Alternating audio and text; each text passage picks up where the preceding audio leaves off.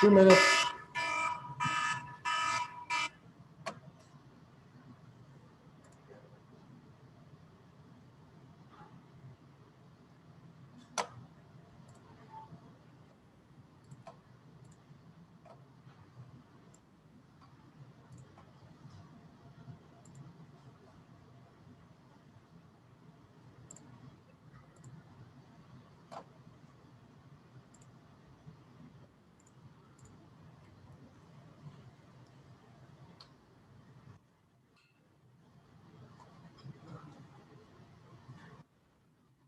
One second.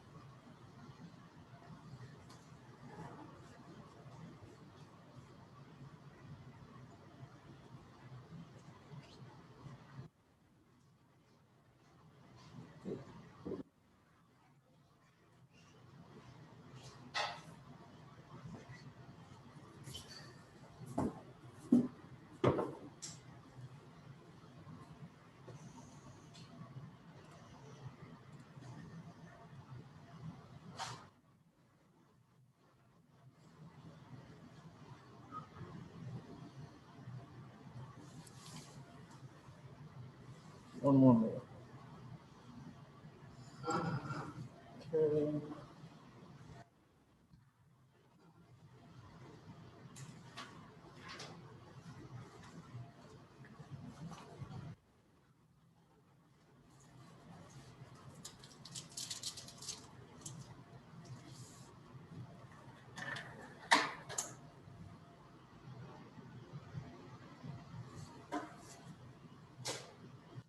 All right, it's time. Lord, thank you for bringing us together this morning. Thank you for everything that you do for us. Pray that you would just give us the things that we need for the day, for the week. Help us to strive. Help us to just continue this semester strongly. In your name we pray. Amen. All right. Man, mic on. What the heck's going on?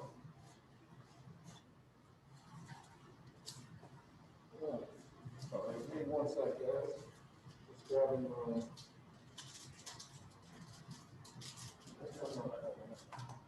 Oh, I have my pointer. There it is. Sorry, I was grabbing my pointer. I know it doesn't help you guys at home, but it might help people here. Who knows? So what are we doing today? What are we doing today? A lot of glare. Oh, that was weird. Come on, PowerPoint. All right, we're going to recap. We're going to finish up talking about first order systems, specifically the first order response to a pulse input. Then we're going to get into it with the second order systems today. All right, so we're going to get into it with second order systems today.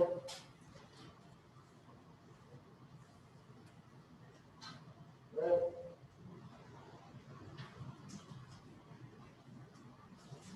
Great.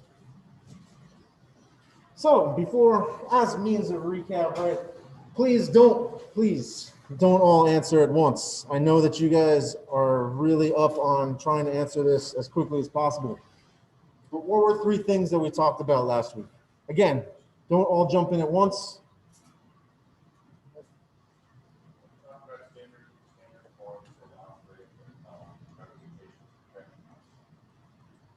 Talked about standard forms, right? For sure. Particularly for first order systems. What else? Block diagrams, absolutely. Let's get some participation from the people at home. Anybody, feel free. Just one thing that we did. Say. What was that? Said he just stole what I was gonna say. Sorry, Josh, my volume is turned all the way down. One more time. Said he stole what I was gonna say. Oh, fair, fair. That's true. I could see that. I guess transfer functions. Sure, we'll take it. We discussed transfer functions. Right? Transfer functions go inside of block diagrams, right? All right, so all of these things, really, block diagrams and transfer functions are just different ways for us to represent our modeling equations, right? That's what it comes down to. And the standard form is really nice because what we saw on Thursday last week was that if we write our equation in the standard form, we are automatically writing it in a way that will allow us to know what the time constant of that equation is. And if we want to analyze it at steady state, right, then all we have to do is set our time derivatives equal to 0, and whatever's left over has to be our steady state portion, right? Because remember, a first order response is made up of a transient portion and a steady state portion. Right? There's some part that changes with time, and there's some part that doesn't change with time, right? And those are the transient and the steady state portions. Good, good, good, good. All right, this is the one from, so remember I put up the wrong guy last time. So let me grab the picture that I took of it. Please hold. All right, so at the end of class last time, transient diagram, why 1230 responses? Well, 1230 responses because you guys got copy pasted. Sorry, apologize. Particular everything block response, right? This is, for those of you playing at home, this is what it looks like, right? Okay. So the transient portion of the response is the part that changes with time. If we are looking at our equation, right? Our input-output differential equation. This will be the part that has the form that has the e to the negative t, right? Specifically for a stable system, this is the part that dies out, right? It's the part that dies out as time approaches infinity, okay?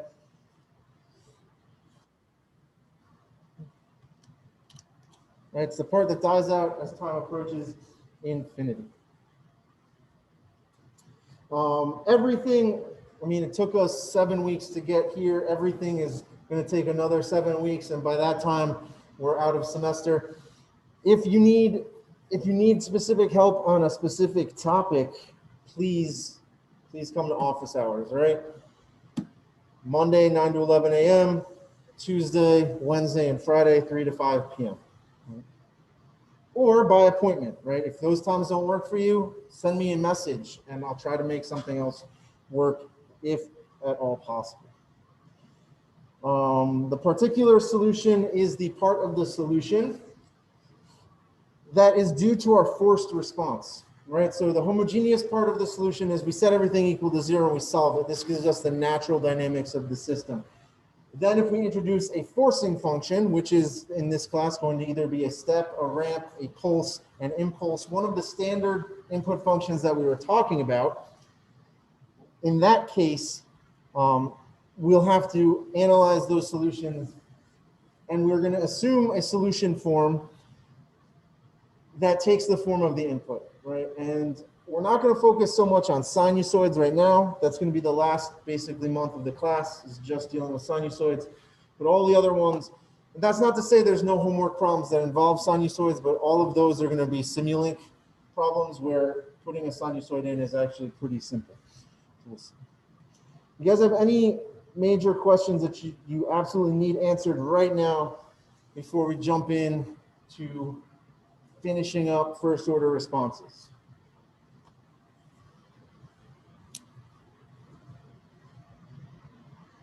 No, we good. All right.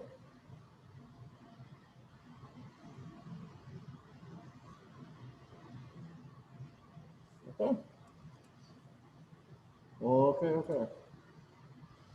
Here's the Tri-Quizzard standings after last week. All right, Life Livers, Zoom Engineers, Dr. D Sanitizers, SDCK, Uncalibrated Calipers. We had a name change They're no longer blank, they're uncalibrated calipers. In the bag, Warzone Yikes, Static Waffles, Michael Scott Paper Company, 185.31. Quizzard Lizards, Matilda's Pointed Compass, Zero Division, The Swarm Lords, Doctors Without Doctorates. So let's jump in. First order system responses.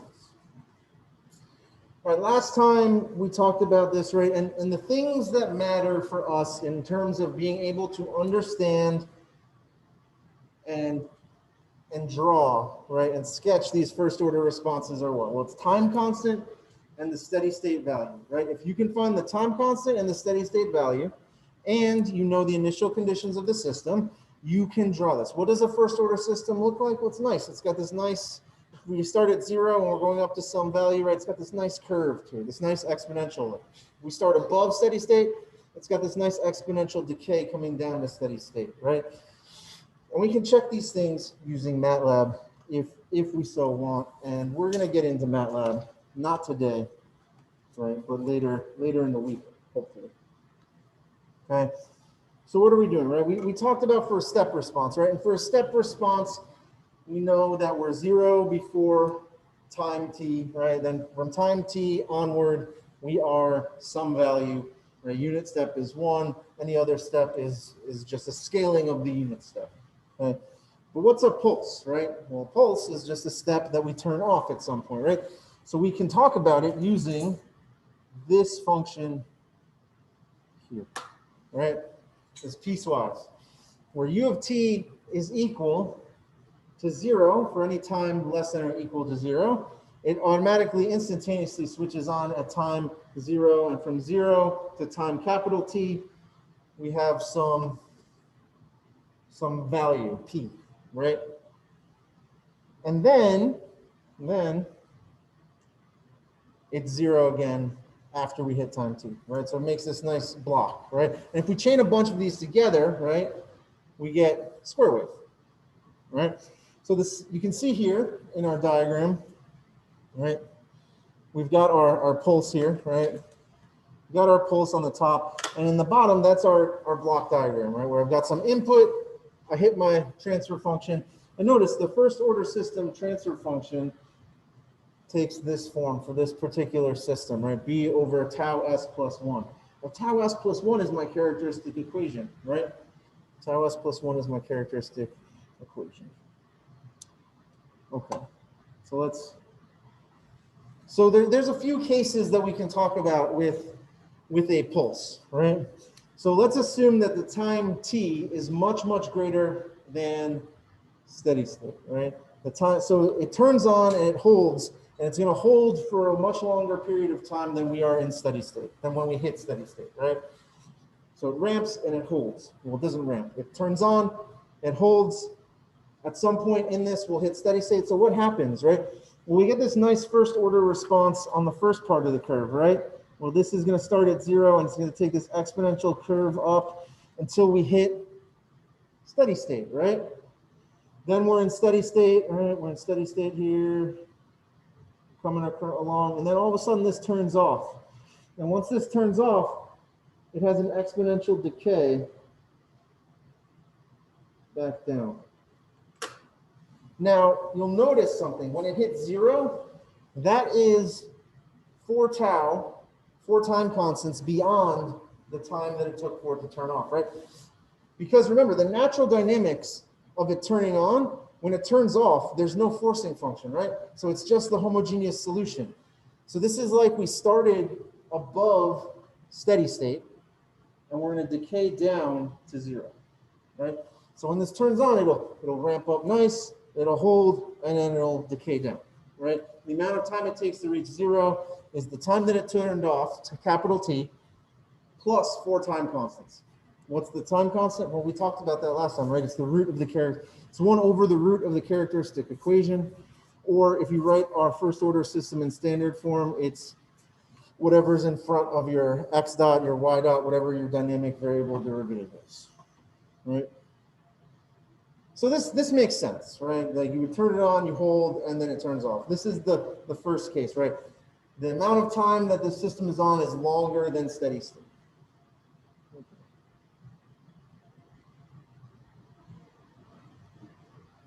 What if that time is not as long as steady state? What if, what if my toddlers want to have a light switch rave, right? And they just flicking it on and off, trying to do it as fast as they can. They'll never beat the time constant of that system, but they can dream. They can dream. But what if we turn something on and then we're like, oh man, I didn't mean to turn that on, so I quick turn it off. Right? It doesn't hit steady state. Well, look what happens. It's going to ramp up in my natural response here. Right? This is the first part here, just like before. It's going to ramp. It's going to ramp. And then I'm going to hit this time, and I'm going to shut it off. So now there's no input anymore, right? So then, let's use the same colors as the phases we had before, right? Then I decay down again, okay?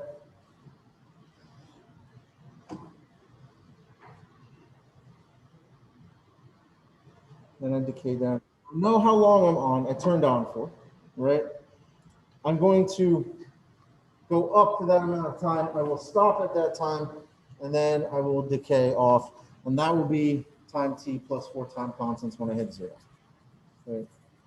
Remember, the 4 time constants, or the settling time, is what we're using to define when we hit steady state, right? And in this case, steady state is 0 when we turn it off, right? When everything comes to rest.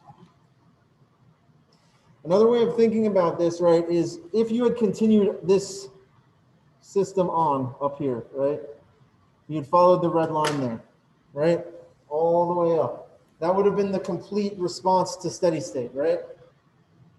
But then we also had the turning off response. So really, this is the superposition of us turning our system on and turning it off. So if you go back for a second, this is the same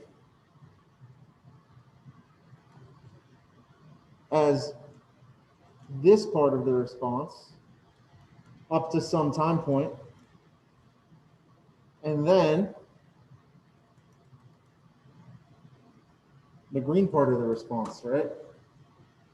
So it's just the addition, it's the superposition of these two responses, right?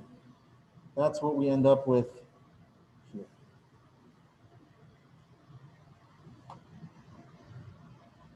All right, do you guys have any questions so far on pulse response? Is this physically making sense? Right? You guys, are we tracking?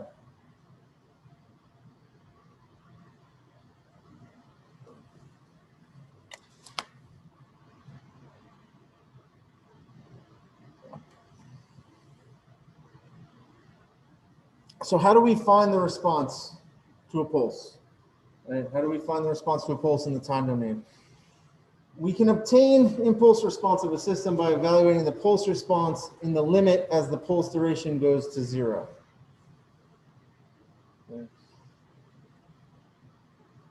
So Y for my pulse, right? The solution form for my pulse is equal to A times B over T. Capital T, remember, is the time that it turns off, times 1 minus e to the negative t over tau, minus a b over capital T times e1 minus e to the negative quantity t minus capital T over tau, sorry, times u, right? Remember, u is my input. So this is saying we have this original response, our natural response, right? And we're subtracting from that the pulse for the duration. Okay. Okay. A in this is, please don't confuse this from the other day, right? This A is this, right? This is the strength of my pulse, right? This is the strength of my pulse. It's the area under my pulse. It's the area under the pulse curve. Or right here. And that's A. That's A. Okay. So that's weird equation, right? So let's look at this a little closer. All right, so if we let the pulse duration t go to 0 in the limit so that u of t minus t, right, lowercase minus capital, so my initial time when I turn this on minus the time that I turn it off, then I will get this, right? AB over t e to the negative lowercase t over tau, right? You guys read it, right? We take the limit of the whole thing as capital T goes to 0. We'll use a little L'Hopital's rule, right? One of everybody's most favorite rules, right? If we don't remember L'Hopital's rule, that's fine for right now. When we get to Laplace transforms, we'll cover it again in more detail. But what we end up with for an impulse response is this, right? This is the real punchline right here in the green box. A being the strength of my pulse, right? The area under the curve times B over tau, e to the negative t over tau.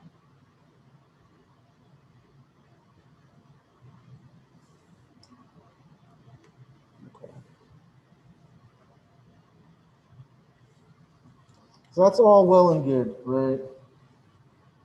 But, all right, so you guys have any questions so far? Because we're going to try one, right? We'll do one together. And then that's kind of it for first order systems. We're moving on to second. Everybody all right? You have any questions so far? You're doing okay.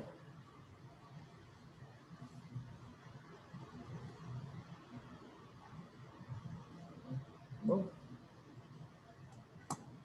Okay. All right, all right. So here's a circuit. We want to sketch the impulse response. Well, hold on, Doc. You talked to us about pulses. You didn't talk to us about impulse. Well, yes. But the whole thing about the last slide, remember, an impulse is just a pulse that has really small amount of time and a really large force, right? Which is just this, right? This is the equation for the impulse, right? Not for the pulse.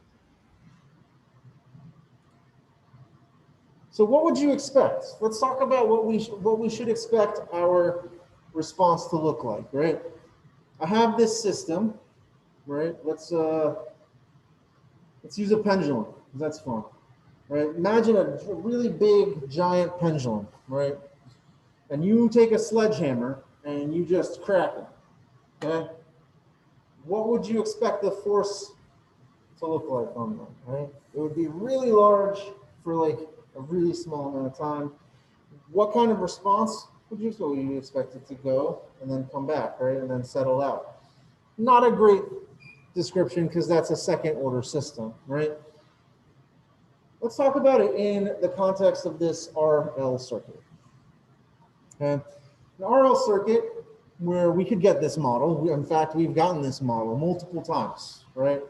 And it's just L I dot plus Ri is equal to En of t, right? If I plug in all of my things and get it into standard form here, I get this equation, right? I need to sketch the impulse response for this RL circuit. So all the legwork is already done for us, right? We don't need to come up with the model. We don't need to get it in standard form, right? This is already in standard form. What is the time constant here? What's the time constant?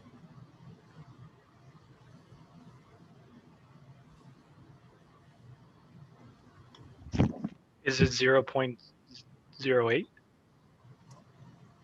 Is that the time? No, remember, what's the standard form equation, Carl? It's the standard form for a first order system.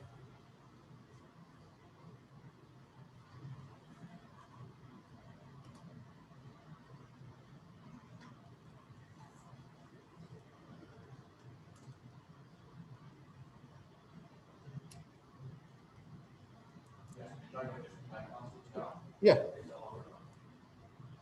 Yeah, L over R. That's certainly true. What is it numerically, though, Danny?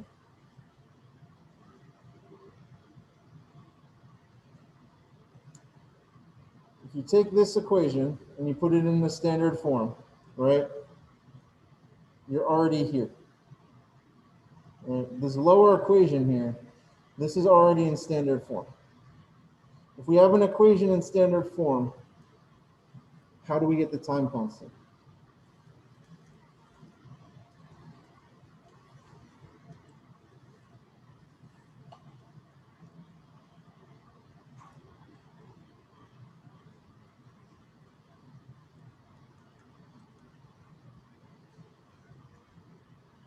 So I guess I'm a bit confused. Are we doing like L over R? Like we're taking the actual numbers and just dividing it to get our. Yeah. Oh, I have 0.02, but I don't know if I did that right. Yeah, or could you just say that it's 0.0167? Yeah. Right? Yes. Remember, this is standard form, right? Standard form is tau times I dot plus I. So if we look at this equation, right, this has to be tau right there. Always. If you put this in standard form, you automatically know what tau is right off the bat.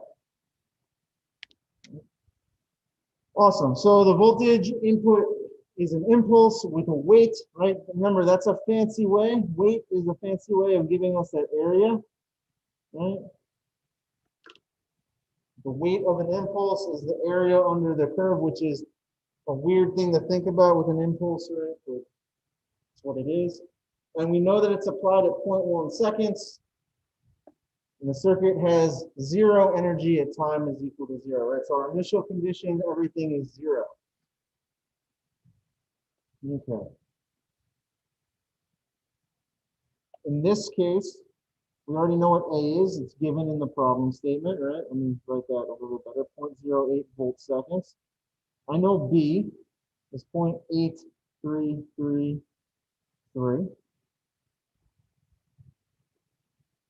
So I need to figure out what my maximum impulse is going to be. What is the response, right? What level do I hit? It's not steady state, right? It's not steady state. The impulse is not around long enough for us to have a steady state response, right? You're smacking this circuit with some voltage, right? Applying some voltage, and you're turning it off really quick, right? So light switch rave all over again, except executed by robots, so it'll actually work, right? And not toddlers. Toddler robots. Oh my gosh. Don't do it. Don't make toddler robots, please. The world will worse than Terminators. Anyway, right here, y impulse of t, right? We came up with this equation. A B over tau e to the negative t over tau. This is going to tell us the maximum impulse level that we're going to hit. That is what this equation tells us, right? We know A, we know B, we know tau, and we know the time that this turns on. So we know everything that we need to plug into this, right? We know everything that we need to plug into this. So let's do that before we draw it, right? So remember, y of t is equal to a b over tau, right? E to the negative t over tau.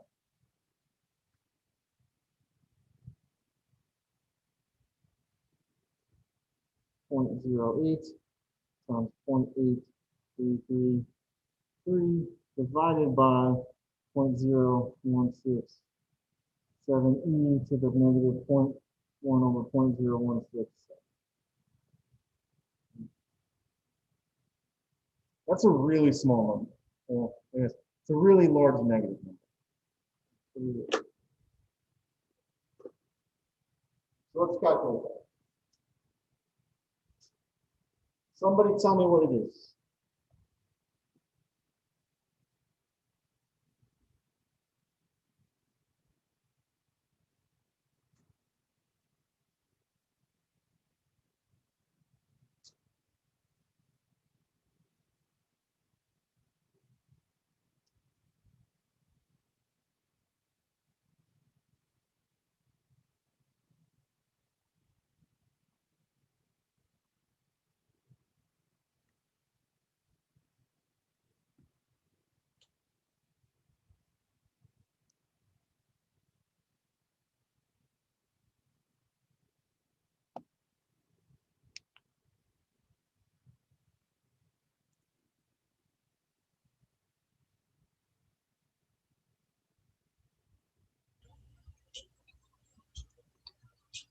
.01. 0.01. That seems really small, doesn't it? Really small. It's 0.01, right? Yeah. Oh, my bad. No, yeah, 0.01. I thought that said capital T for a second, and I got confused. The y of t is equal to 0.01 volts. Well, that doesn't seem like very much at all, does it? No, it doesn't.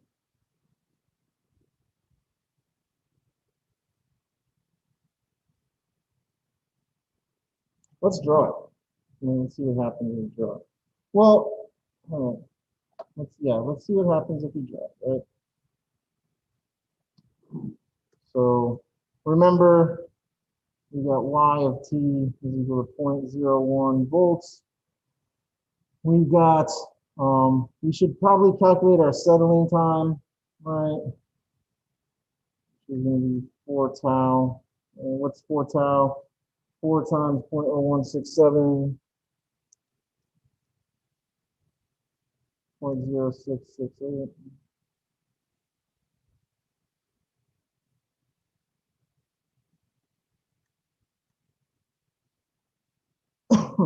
Excuse me.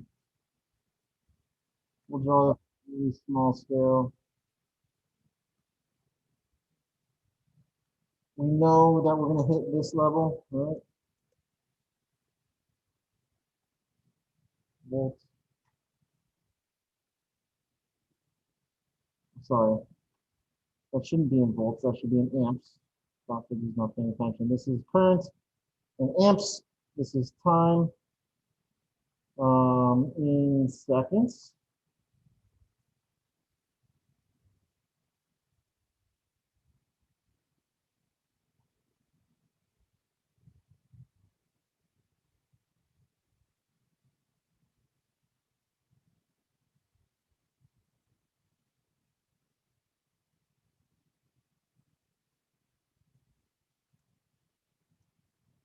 Okay.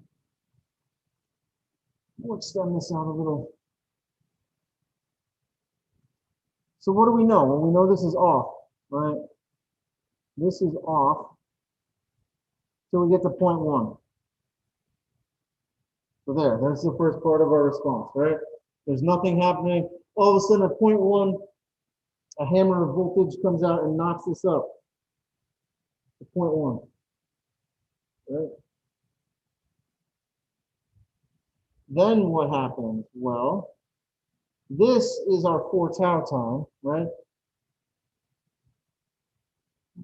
So now we're going to drop in about 0.0668 seconds, right? We're going to have an exponential decay. So that brings us to about 0.1 plus, so remember, this point where I'm going to drop this off, right? This is now has to decay 4 tau, right? From this point. So 0.1 plus our settling time gives us 0.1668. So about 0.17-ish. So we should be somewhere in there when we hit 0, right? So we'll have an exponential decay. Right there.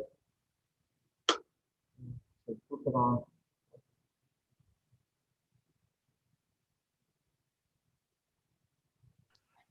Just to confirm, after 0.1, that's on a straight line, right? That's supposed to be.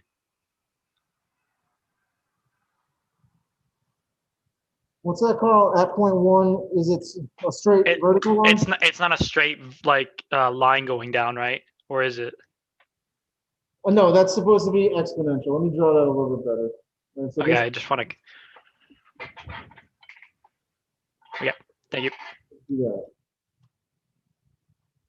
The dang Michael Scott School of Business Art degree coming through again. All right, so again, right, think about it. You hit this thing, it pops up, and then there's nothing there anymore, right? There's no more forcing function, so it just decays down with its natural response. Okay. All right. You guys have any questions regarding this in particular?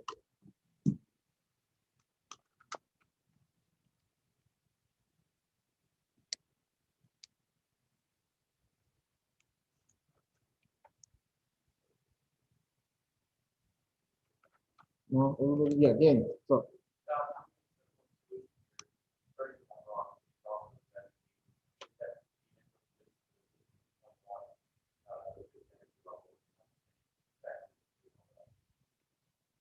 So, the question was, could you set the energy to the 0.1 level initially? Is that what you're asking?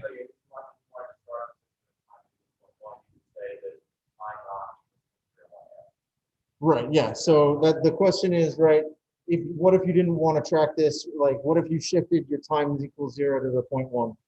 Well, then your initial condition would just be, right, you would just have the same response. You just chew off all the zero energy stuff, right?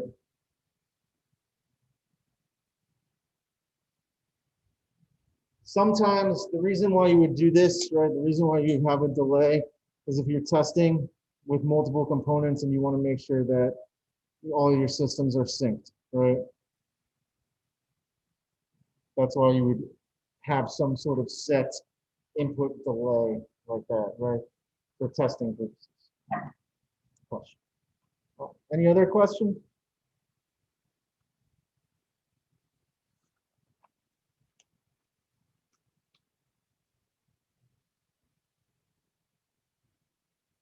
No?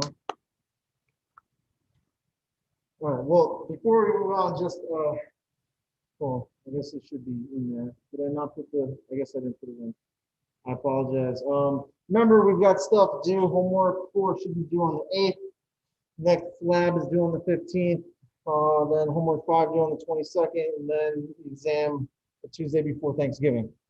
We'll talk more about that stuff as it comes on. Please start trying the homework, see where you can get.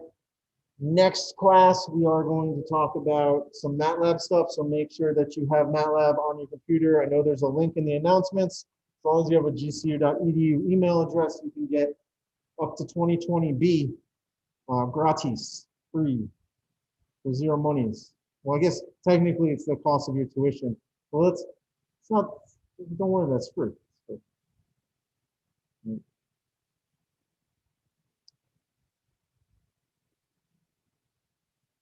Also, just pro tip, when you go through, it's going to ask you which toolboxes you want. It comes, so it's going to ask you what toolbox you want. You have access to all of the toolboxes, right? It's just whether you want to load them up front or go dig through the add-ons later, right? So don't feel like you're missing out, but check out some of them and see if there's anything that sounds interesting or applicable to your particular senior projects where you might be using that, right? Let's check some of those out. There's some cool ones. Don't try to download all of them. It'll make MATLAB like 49 gigs on your computer. Just pro tip. Okay, second order system.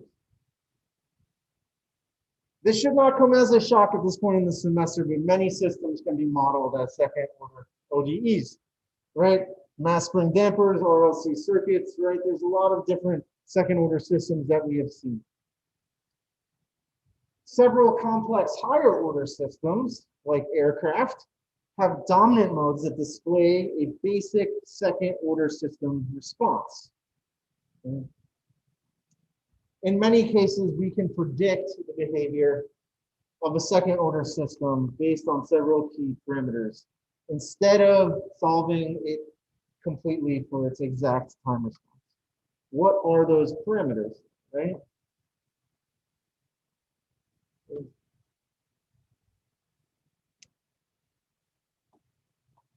Lost my mouse.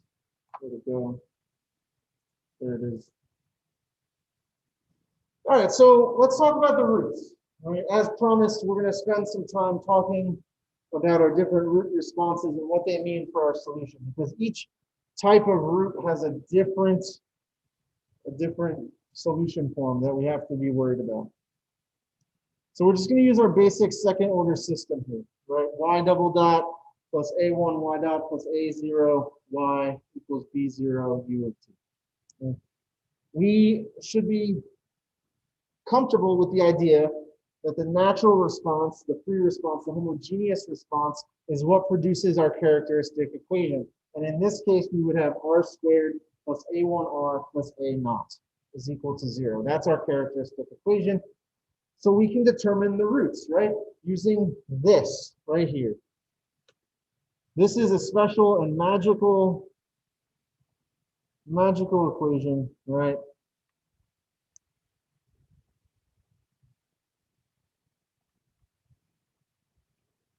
Also known as the quadratic formula. Okay.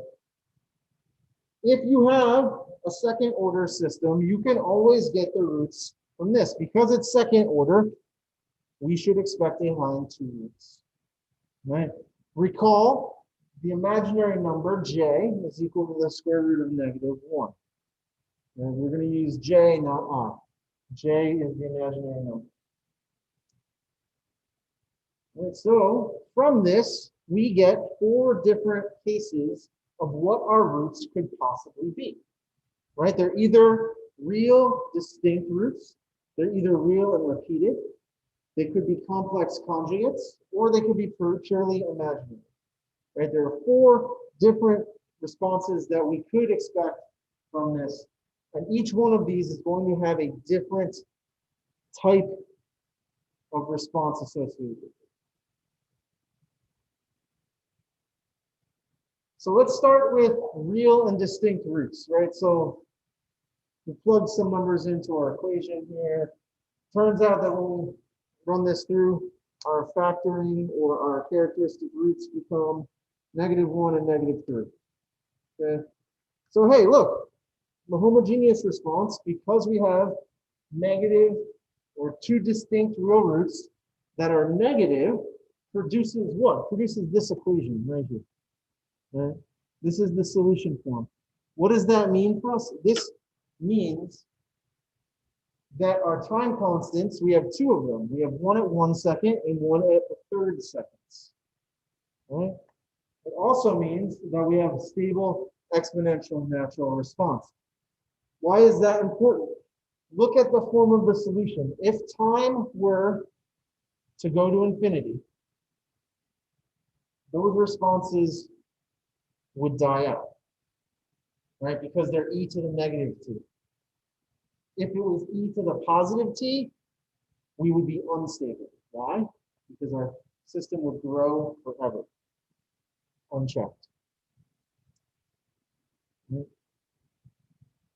Okay. We'll talk about more how to deal with the different time constants in a second.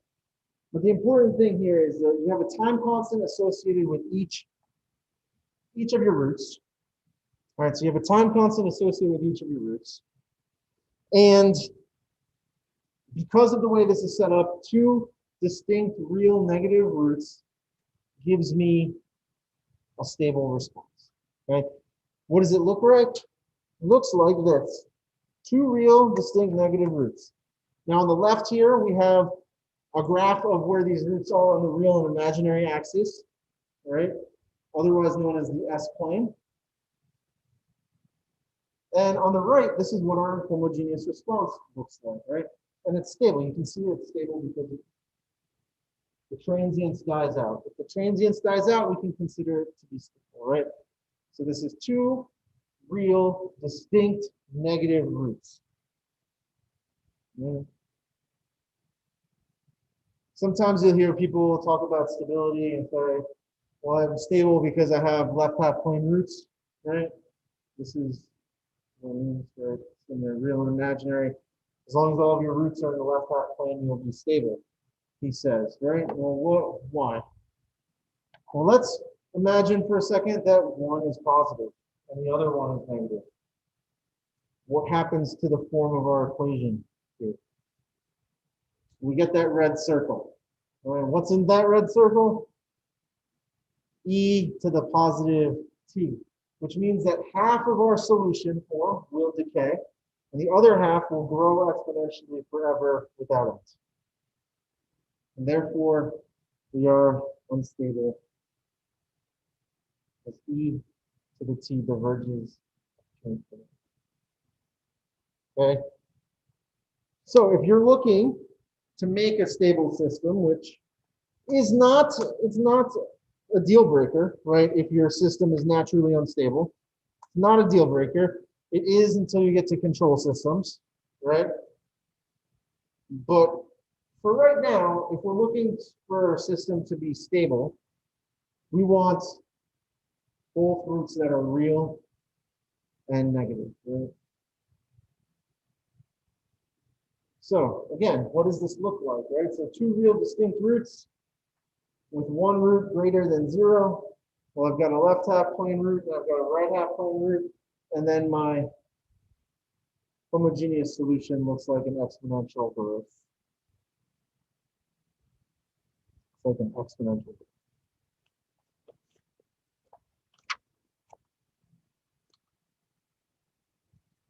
Okay, so I got my exponential growth, right? There's one more case that we can talk about here, right? Because obviously two positives, right? Two positive real roots is going to be unstable as well. Any number of positive real roots, and you are going to have an unstable solution, right? 1, 100, doesn't matter. If you have any positive real roots, the system will be unstable. But there's one more condition. If I have a negative root and a 0 root, if I have a negative root and a 0 root, this produces a condition known as marginal stability. Because notice, right, the red circle on this one doesn't have an e to the t term. It's just a constant, right? And by definition, stability is when the transient response decays to 0, right? But in this case, the natural response is not decaying to 0. It's decaying to some number, right? To some level, right? So we consider this to be marginally stable.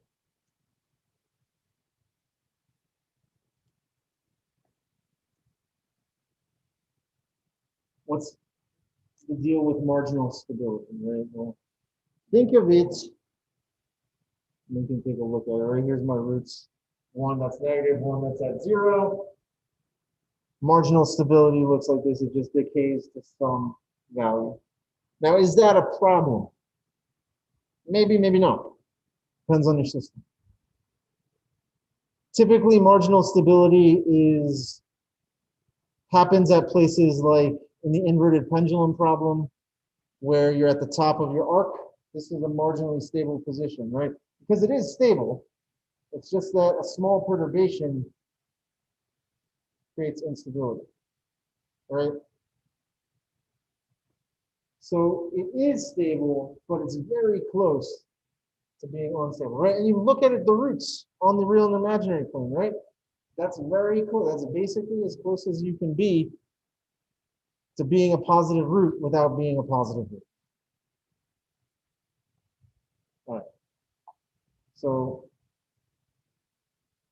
okay. That's case 1, right? Real distinct roots. Is everybody okay with real and distinct roots? Yeah? Any questions on real and distinct roots?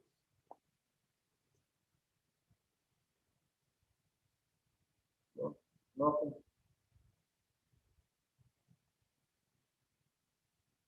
Okay.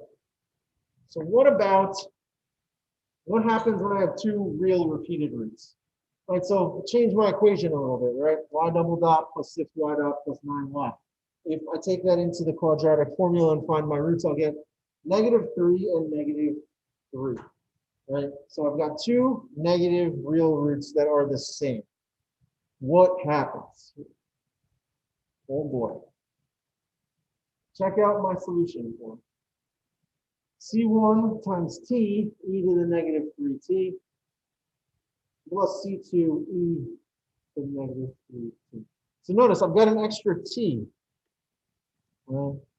I'll put my red circle here. Right? An extra t there. Right? What's it look like? Well, in this case, what happens, and this is how the book denotes two roots that are repeated right on the graph. They put a box around it and put how many were repeated there, right? For R1 and R2. What happens? Well, this is where this idea of the two time constants starts to come into play. There's some part of the response that is causing this to increase, right? It has a quick time constant. And then the second part of the response that has the longer time constant starts to take over. Again. So sorry, one more time.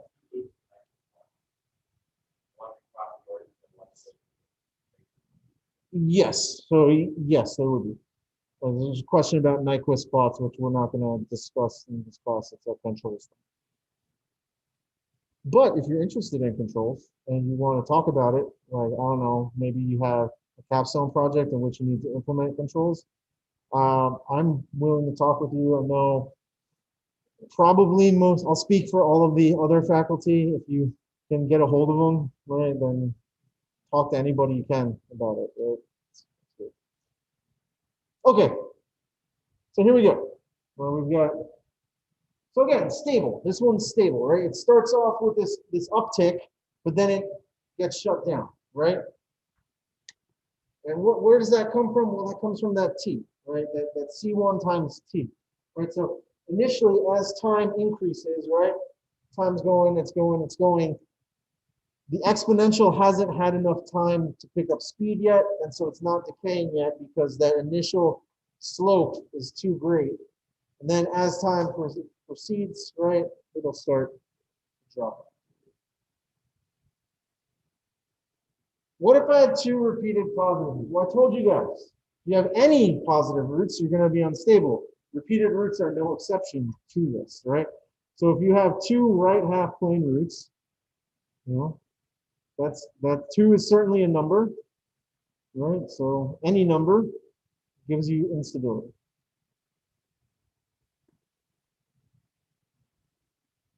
What if I have 2 at 0? What happens? What happens with 2 at 0? Good question. Also unstable. Well, how come this one's unstable? And last time when we had a negative and a real, it was marginally stable. Well, all right. What if you plug in 0 for your time constant? What do you get? You get e to the 0. So you're just left with t. C1 times t plus C2, right? So you just get a ramp. That's a ramp function. The ramp's going to be unstable because it doesn't hit steady state. It just continuously grows. Okay. So that's repeated roots. You guys have any questions on repeated roots?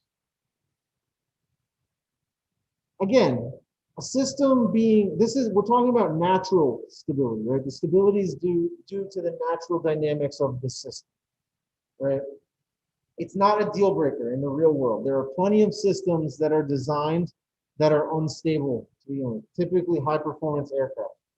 High performance aircraft are unstable by nature. However, the control systems that we implement are what forces them into stability, right? So just keep that in mind, right? Don't think that you're going to get into the real world and everything is stable and we don't ever design anything that's unstable, right? The Segway by nature is unstable, right? If you didn't have it powered on and you tried to stand it up, it would just fall. Ding. Yes.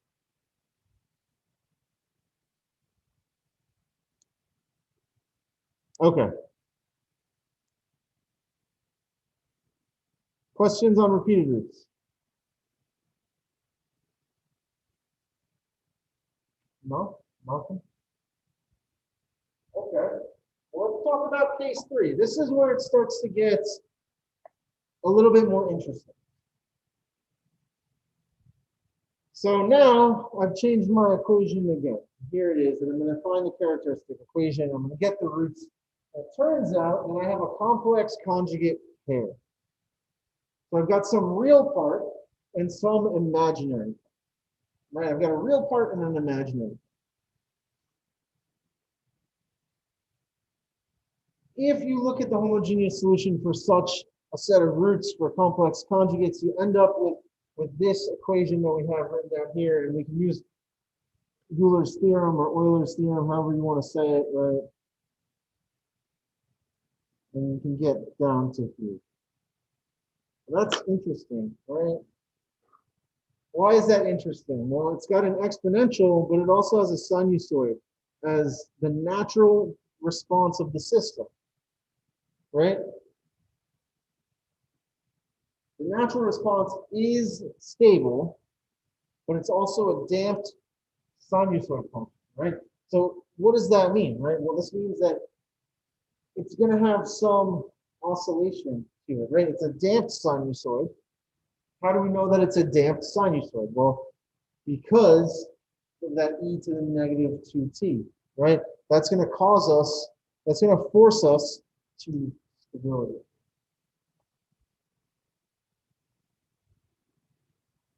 So in this case, the real part defines my exponential decay, and the imaginary part defines my frequency. So the real part is my exponential decay. So look, right? Negative 2, my real part here, right? Underline it in red. This is the real part. This blue part here, that's the imaginary part, right? Okay.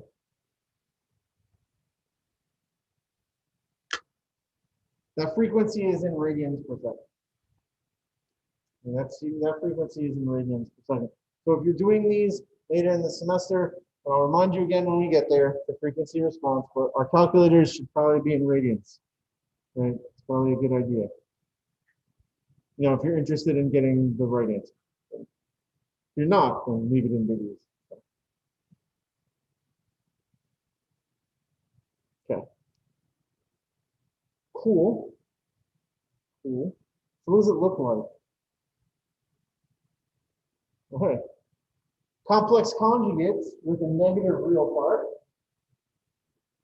On the imaginary plane, right, it's complex conjugate. I've got some real root, but I also have some imaginary part, right? And remember, that just means that I'm going to make these red here, right?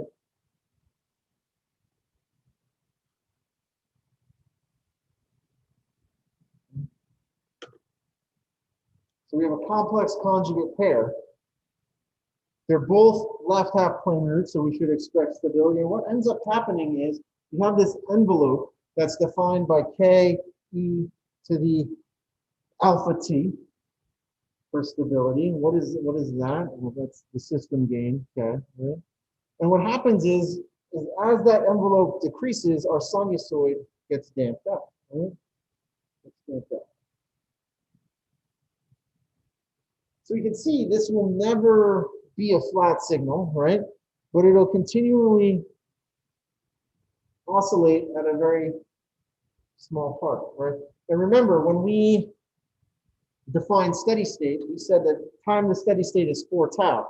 But 4 tau really only gets us to about 2% of our original or of our signal, right? It decays by 98%. So what we're really looking at here for stability is when our sine wave enters a region that's roughly 2% around steady, or within 2% of steady.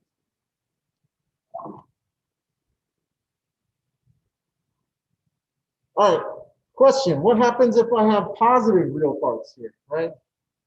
What do you guys expect?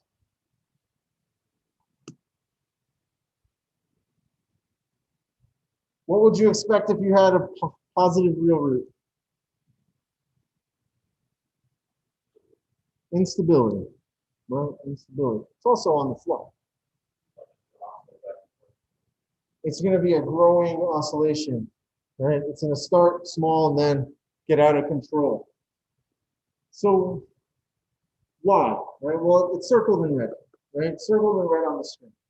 Because we end up with an e to the 2t, not an e to the minus 2t, remember, this is defined by my real part, and this is my imaginary thing. Yes, it's a circle growing.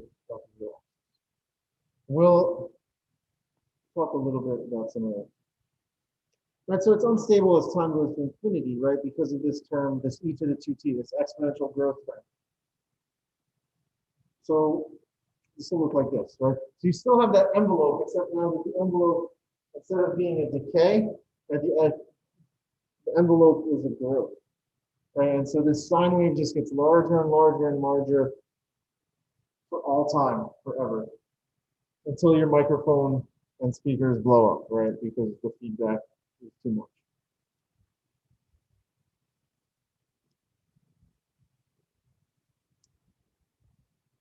Is it possible to have complex conjugate roots with a zero real part?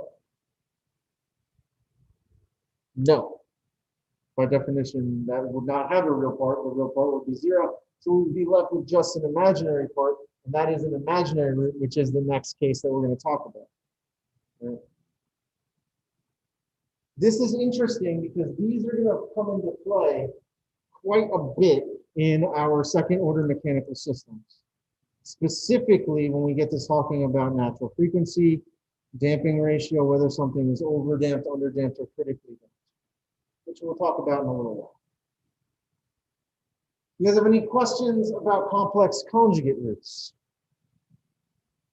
Right, the important thing to really remember, right, is if you want insight into how the system's natural response is, right? You want insight into the natural response of the system. Let's say it that way.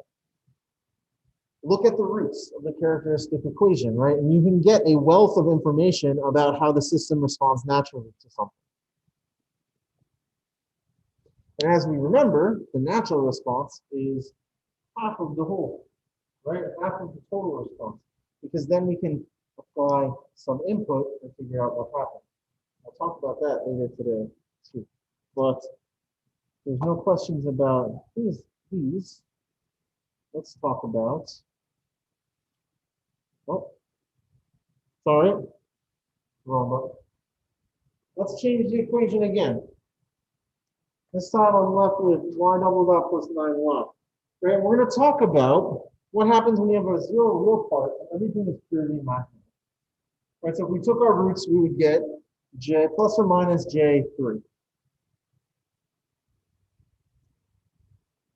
So, okay, when we look at the response here, there's no exponential, right? Because remember, the real part is what defines our exponential. So if we set that to 0, the exponential just becomes 1, right? It goes away. The 0 is just 1. So what are we left with here? Well, we're left with an undamped harmonic oscillator. Undamped harmonic oscillator. It never dies out, just continuously oscillates forever and forever. And is that a problem? Maybe, maybe not. Depends. Maybe not. So it just looks like this, right? And it's considered to be marginalistic. So we have two marginal stability conditions. Now notice, so the imaginary axis, remember, defines what? Defines the frequency, right? So this distance, the time it takes, right, has to be, or the frequency from peak to peak. Right? Peak to peak frequency would have to be beta, right? So as we get further away from the imaginary axis, or from the real axis, excuse me, the further away we get, the higher the frequency becomes, right? We're shrinking, right? This is also known as ringing in your system, okay? You ever hear somebody say, we got ringing in our system? This is what they're referring to, is that there's some oscillatory behavior that's causing some fluctuation.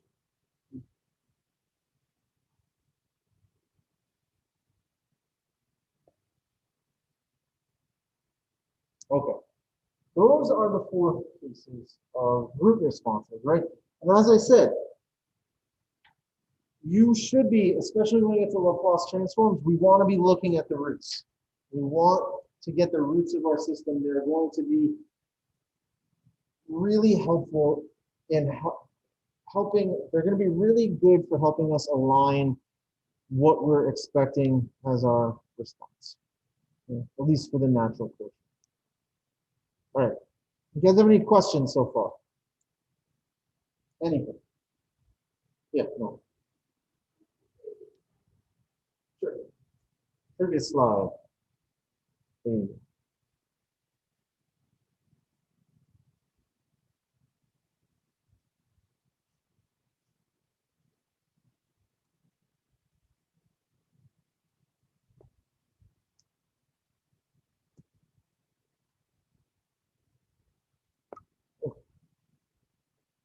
Any other questions? And so roots are important. Roots are important.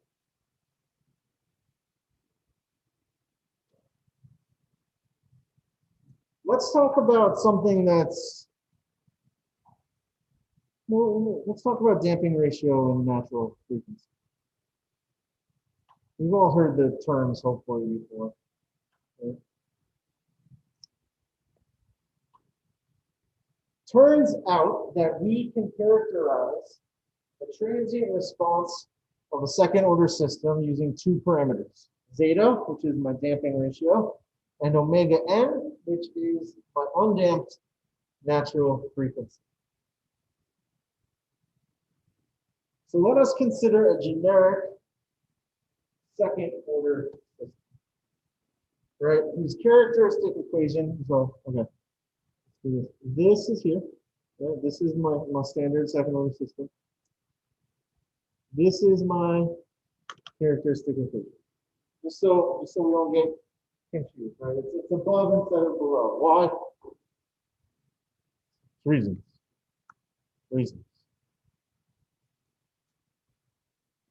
Remember that we can use our quadratic formula for getting our root locations, right? So if we take that and we find our root locations, if 4a0 is greater than a1 squared, we'll end up with complex conjugates. Okay.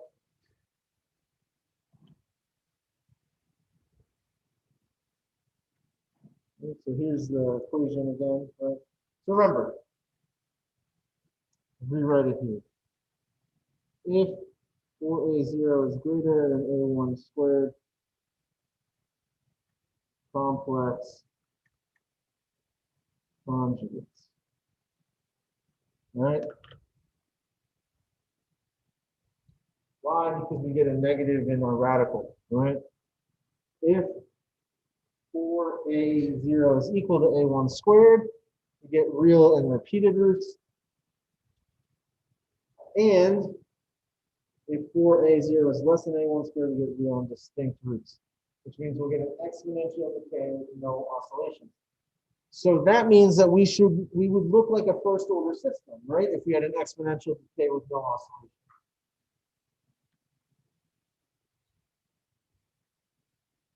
Because of this, we discuss what we call that second condition with real and repeated roots. We call that the critical transition point between damped oscillations and damped exponentials. So if a1 is equal to 2 square roots of a naught, then the system is called critically damped. Critically damped means that it's the transition point between a damped exponential and a damped oscillation.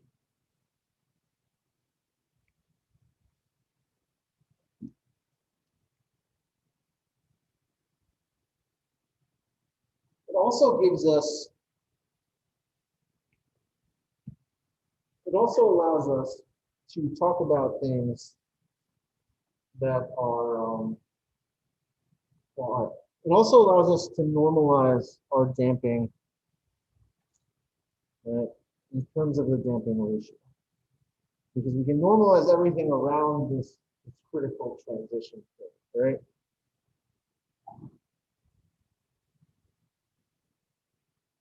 So the damping ratio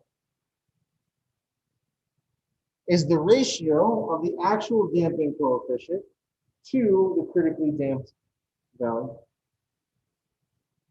And so it comes from this equation here at the bottom, right? And if you were to divide 2 square root, or A1 by 2 square root of A0, that's what zeta is, right?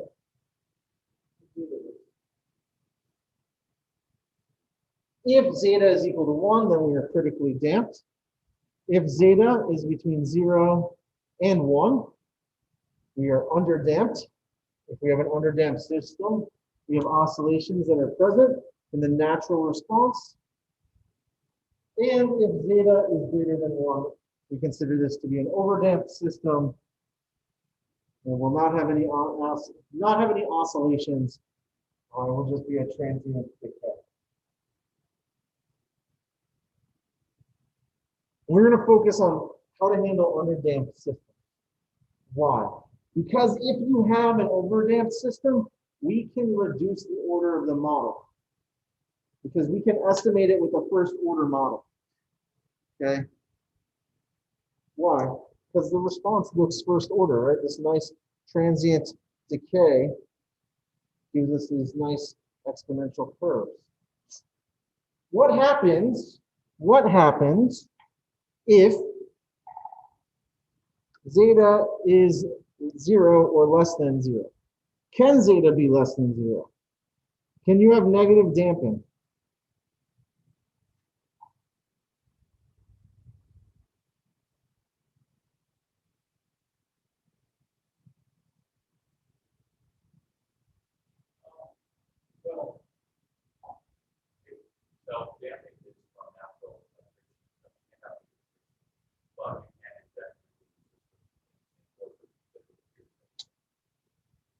Sure.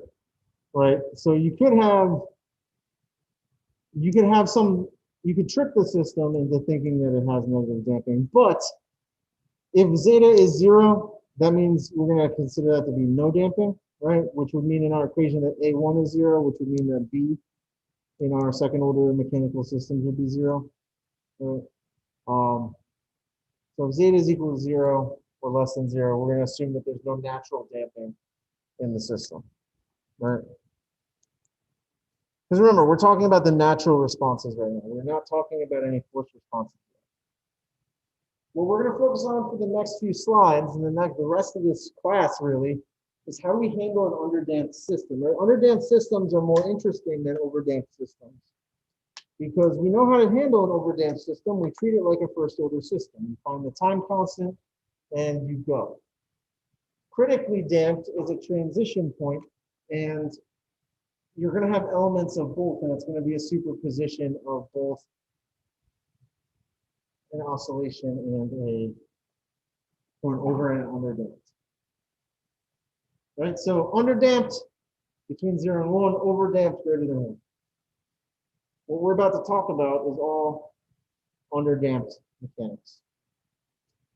So let's bring it back to our second order mechanical system. Mx doubled up plus bx dot plus kx is equal to some forcing function, some f of t. And we're going to find our characteristic equation, we're going to find our root locations, and we're going to set up our damping ratio, all right? So zeta is equal to b over 2 times the square root of k times m, where b is the actual damping in our system, right? So another way of thinking about this, right, is for a mechanical system, right? And we can extend this analogy to our other systems as well, right? But the damping ratio is just telling you what percentage, right? what percentage of your actual damping are you seeing in this?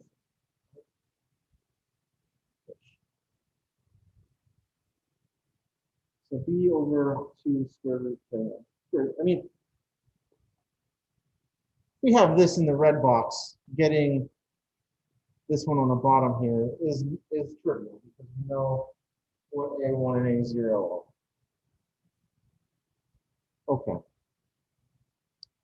That's fine. We can get this.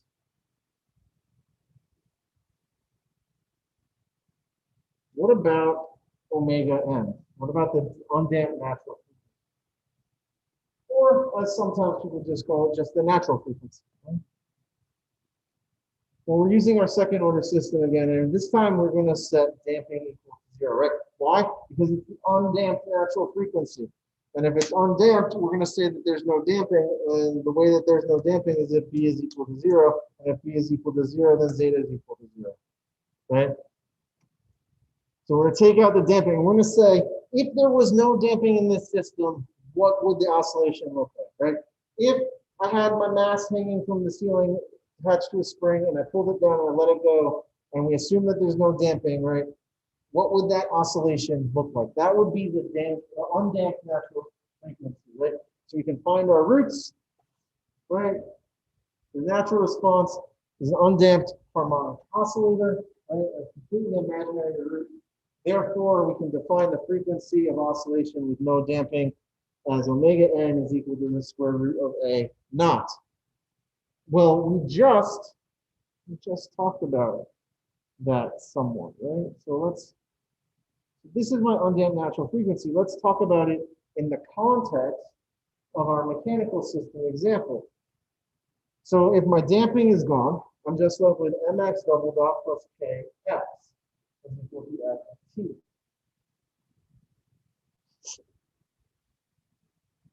So it turns out that my natural frequency is the square root of my stiffness divided by my mass for a mechanical system.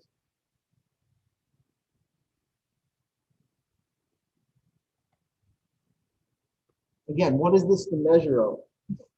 Right? This is the measure of how much oscillation we would see if we were running in a vacuum, essentially. Right? If there was no damping, there's no friction, there's no wind resistance, right? Everything, all energy is transferred perfectly as mechanical energy, right? What this is the measure of. Okay. Questions on zeta or omega n? They're extremely useful quantities. Okay, they are extremely useful quantities because, like I said a few slides ago, they are going to allow us to characterize the entire second order response with nothing else other than the two things.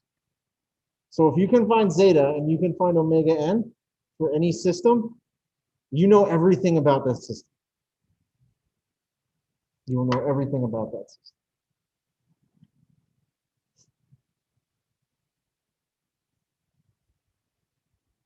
So just like first order systems, second order systems also have a standard form. Right? This standard form is a little bit more complex. And this is what it looks like. The standard form for a second order system tells us that y double dot plus 2 times zeta times omega n y dot plus omega n squared y is equal to some input. If you were to substitute in the values that we just got for zeta and omega n, right? Now I'll try to write it underneath if I can get it small enough. You would get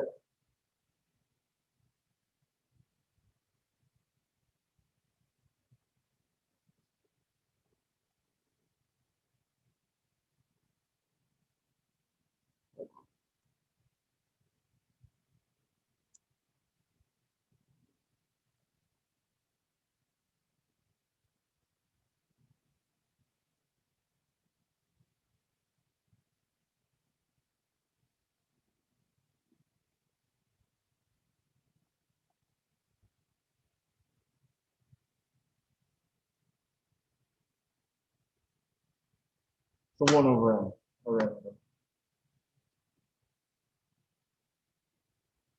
Something very interesting happens here. Something very interesting happens here. Notice that for a second order mechanical system, 2 times zeta omega n is equivalent to my damping divided by my mass. If you know the mass, you know zeta, you know omega n, you can figure out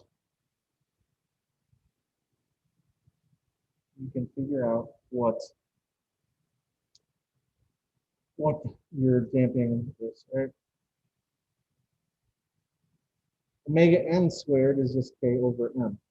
Right, so now we have a way of going back and forth between our standard form and our original. Remember, our original equation, right, is just my double dot plus b plus ky equal to u. Okay? So in order to get the standard form, we have to divide out by the mass in the mechanical system. Okay? That's what we need to do. We need to clear the second derivative variable. You want a coefficient of 1 in front of your second system in order to get the standard form. And the standard form is nice because if we know all of our parameters, then we can find zeta and omega n. It's also nice because if you have a system response curve and you have ways of figuring out what k and b are and m, then you can figure out what zeta and omega n are. And work in reverse, right? Why are zeta and omega n important? Right? Why are they important? Well, we're going to get there in a second, right? I told you we can characterize an entire system with nothing but zeta and omega n, right? So why are they important? Well, first of all, for an underdamped case, the complex roots are given by r is equal to negative zeta omega n plus or minus j omega n square root of 1 minus zeta squared. And thus the free response is given as such. Notice, this is my real part.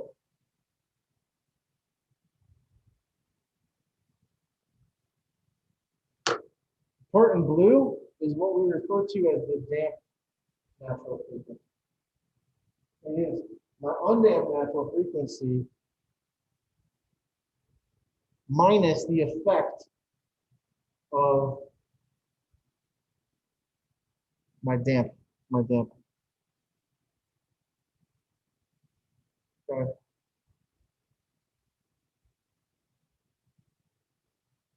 So if we have zeta and omega n,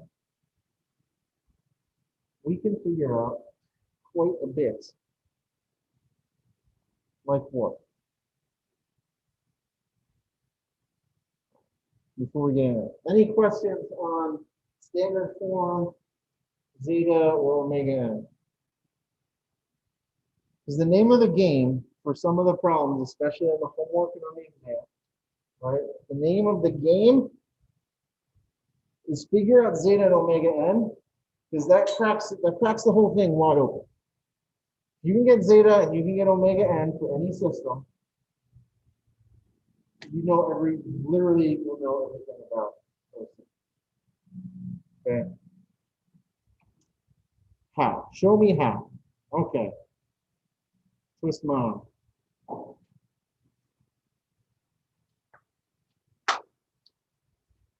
Okay.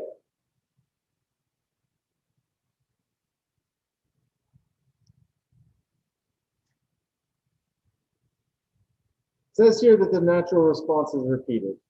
I don't want you to think that that means it's repeated roots. That's not what it means. It just means that I put it there again so that we can look at it, right? We just came up with this before, right? This was our natural response right here in the red box, right? It has roots that look like that, right? If the real part of the complex root determines the exponential decay rate of the transient response, right? So that seems like it's going to be important. We'll come back to that in a second. Because what? No. preview. If I had this, what's the time constant?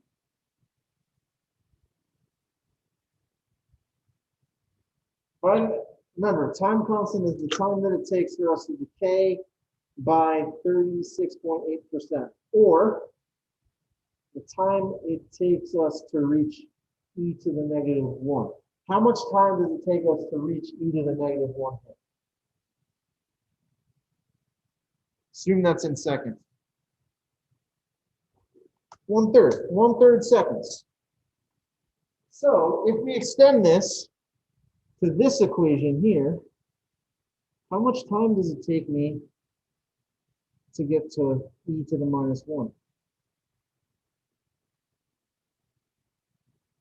Think about that. Remember, the imaginary part determines the frequency of the oscillation. Right? And this is where we talk about damped frequency. Right? This is the damped frequency. Omega d is equal to omega n times the square root of 1 minus zeta squared. Right? That's what it is. This tells us how much our response is oscillating by. And it is going to be scaled, right? It's going to be scaled off of our natural frequency. Because remember, this has nothing to do with input a sine wave, right? There's everything to do with this is just the natural mechanics of the system. If I swing the pendulum, eventually it's going to come to a stop, right? Eventually it's going to come to a stop. All right, the root locations are in the complex plane. The root locations are in the complex plane. Well, the positive x is the real axis, and the positive y is the imaginary axis, right? So we want things in the right half plane for stability. Spoiler alert, if you know that the system is under damped, it has to be stable. 100% cannot be under damped and unstable. Why? Can't have natural dynamics that comes through. The reason for that is because all of our roots are going to have to be in the left half plane. If it's under damped, by definition, it's going to reach some steady state value, right? It's not unstable. It has to. Right? It has to be stable. So what does this mean in the complex plane, right? Well, turns out that this distance from here to here is just zeta times omega n, right? That's the real part of my root. This distance from here to here is omega d, right? That's my damped frequency. And this distance along the hypotenuse is omega n. So you can start to see how moving these roots around, moving the poles of my system around can affect the dynamic response, right? And this is kind of, it's one of the key parts of controls that we're not really going to talk about, which is pole placement. Remember, poles are the roots of my character. Right?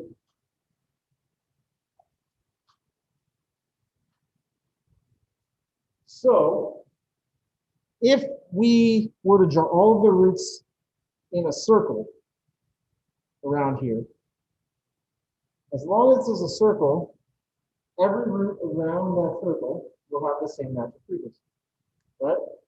Because the natural frequency is the radius of that circle. The further away we get from the real axis, the larger our damped frequency becomes, right? The faster our oscillations happen. And the further away that we get from the imaginary axis, right? What's that? Well, that's going to affect how much natural frequency we have, right? It's not going to affect theta, really, is it? It's going to be, right? Further away that we get, the more negative that we get, right? The larger our damping becomes, assuming that we maintain a certain level, right? It's really a function of this thing. All right, so here's what I was just talking about, right? Radial lines, all the roots have the same damping, right? So if I travel anywhere along this line here, right, this route, and this route all have the same zeta. Right? They all have the same zeta. Why? Because this angle is the same. And remember, this distance is zeta omega n. So omega n is increasing as I go out, right? And if the angle stays the same, then zeta is the same. Anything around this circle, as I just said, right? These all have the same omega n. They all have the same natural frequency. Then any horizontal lines, these all have the same damped frequency. So by looking at the imaginary real plane, right, the complex plane, we can determine things about how different routes compare to each other, right? Complex routes always appear as complex conjugate pairs, right? Because of the way that we define them. And symmetric, they will be symmetric about the real axis. And so these two angles. Okay.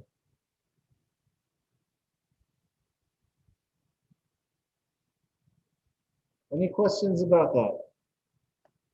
When would that be useful? It's not going to really be that useful for this class, to be quite honest. It is really useful when you're talking about pole placement and how do I develop a control system that preserves, say, the natural frequency of my system, but changes the damping, right? I know I'm good to run at that frequency, but I don't want as much damping or maybe I need more damping, right? How do I do that? How do I tune my system? That's where that becomes useful, not so much for this class. What is useful for this class is that we can define specific parameters for our responses based off of the standard form and zeta and omega. If we know zeta and omega n, right, we know omega d. We know omega d, we can find the frequency, right, the period. I'm sorry, the period, not the frequency. We find t. And so there's 1 over the frequency, right? So 2 pi over omega d. We can also find the peak time. This is the time to reach the maximum transient response value. So if this is a damped sinusoid, right? If this looks like this, that's TP. Right? I know that is horribly drawn. We'll draw it better later. And that's TP. The time that it's going to take me to reach my maximum response. Because this is under damped, we know hands down that that first peak has to be the largest one, right? Because once we hit that one, we will never get back up there again. Think about throwing a ball on the ground, right? The first time it bounces, you'll never get any higher than it. Okay? This is the equation to get the time to peak. Pi divided by omega. Well, isn't this just the same as that? Because it is. Right? That's just pi divided by omega. So it's half the period, right? The period is how long it takes to go peak to peak, right? Period is how long it takes to go peak to peak. Half of that tells me the first half, right? Tells me how long it takes to get from 0 to that first peak. Okay. So the time to peak, pi over omega d or pi over omega n square root of 1 minus zeta squared. All of these will be written in terms of omega n and zeta though, right? Because why? Because that's the name of the game. You find zeta and you find omega n, you can find everything about this system that you would need to draw the response. Everything. We talk about maximum overshoot, right? So you have some steady state level, but we're gonna clear it. Right? So the first part of this response is going to overshoot steady state by some amount, right? By how much? Well, that's the maximum minus the steady state divided by, that should be y, not x, right? Divided by the steady state. So what percentage of steady state, right, did I overshoot by? It can also be written as e to the negative zeta times pi divided by the square root of 1 minus zeta squared. Okay.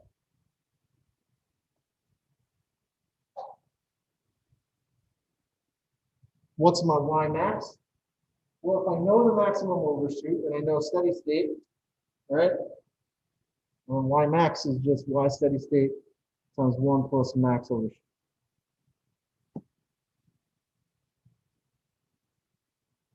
Settling time. It's 4 time constants, right? This is where this comes back. Remember, our solution form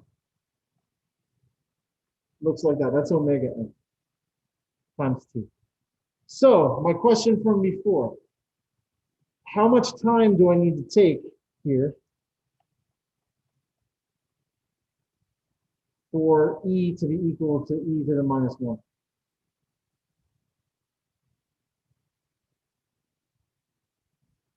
How do I make this equal e to the minus 1? What would I plug in there for t? Yes, 1 over zeta omega n. This is my time constant. 4 times that is my settling time. Okay. The settling time, the definition of settling time and time constant didn't change from first to second order, right? They don't change. They are the same definition, right? The value has changed, right? We're going to have to use zeta and omega n to talk about. And we'll use zeta and omega n to talk. 4 over zeta omega n is the time that it takes to reach plus or minus 2% of steady state. Because remember, these are damped oscillations. It's not going to be just a flat line when we get to the end. Right? As you guys know from instrumentation class, right? Nothing is a flat line. Everything is really a sinusoid.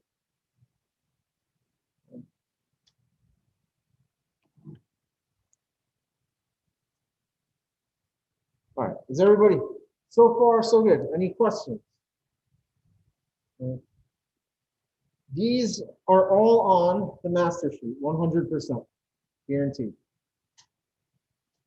I would not personally want to take an exam without any of these. These are important.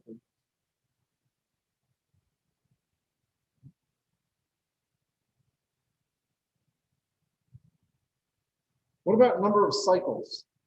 Right, because we found the period, we know the frequency, so we can find the number of cycles. Why is this important?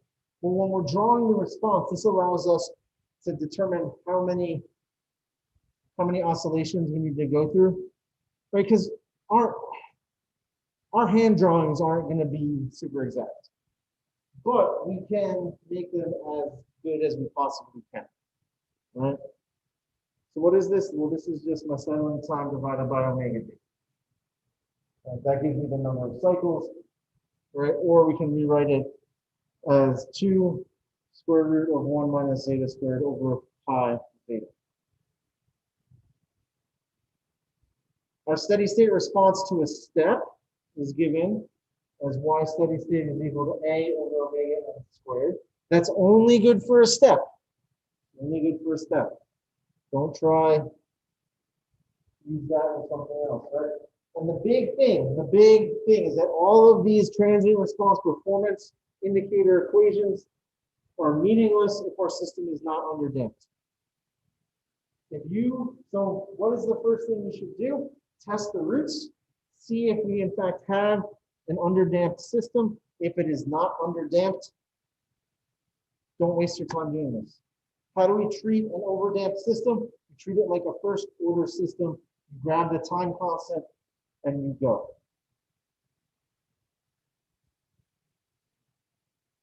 You have to check the roots or zeta first. That is really important. Don't try to use these equations if you do not have an underdamped system.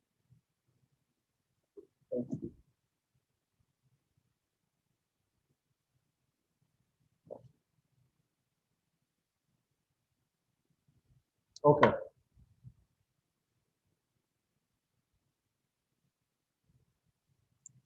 We have any questions so far?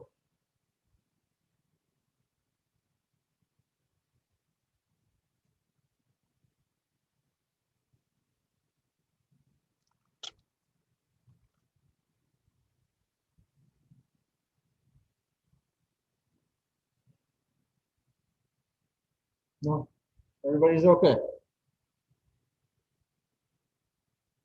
Yeah?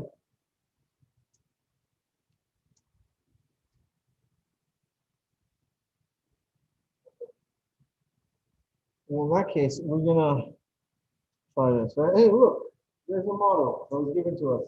We don't have to make it ourselves, right? Hey, also look, we were given some input response here, right? Oh man, did I change the number?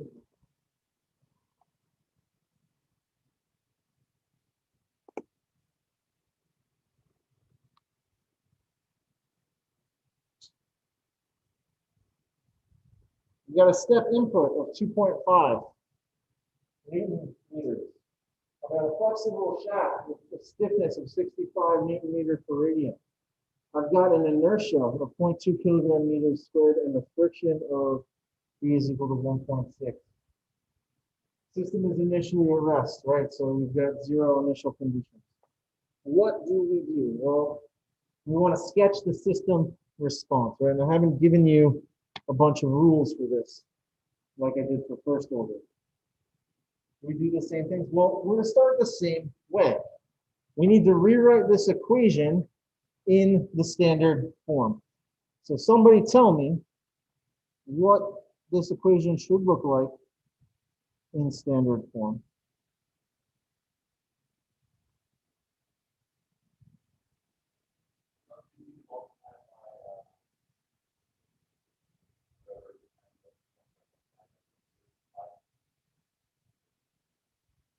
So divide everything by 0.2? Yes, yes, Dan. We divide everything by 0.2. If we do that,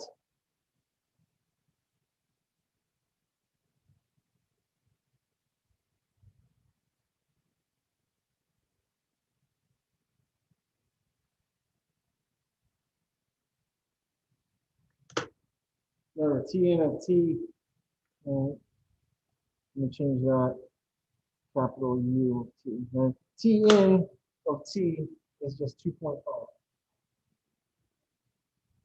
Oh, thank you. So apparently I left it frozen on there. There we go. Now everybody should be able to see.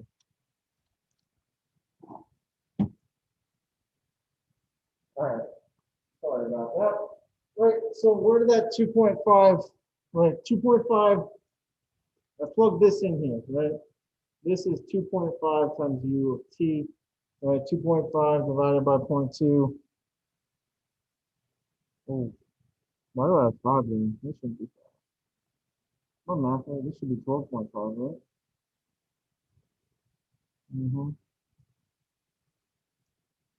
Yeah, we're good otherwise. My bad. That should be 12.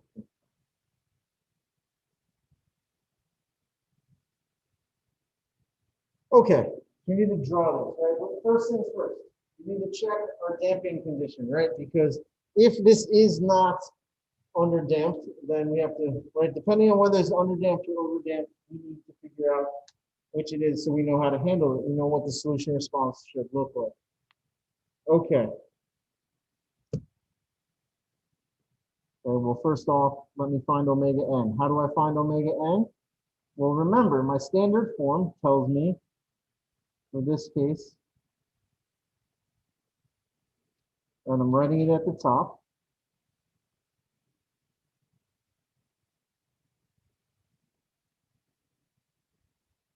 So if we're looking at this, all that there, make this one green, and make that blue.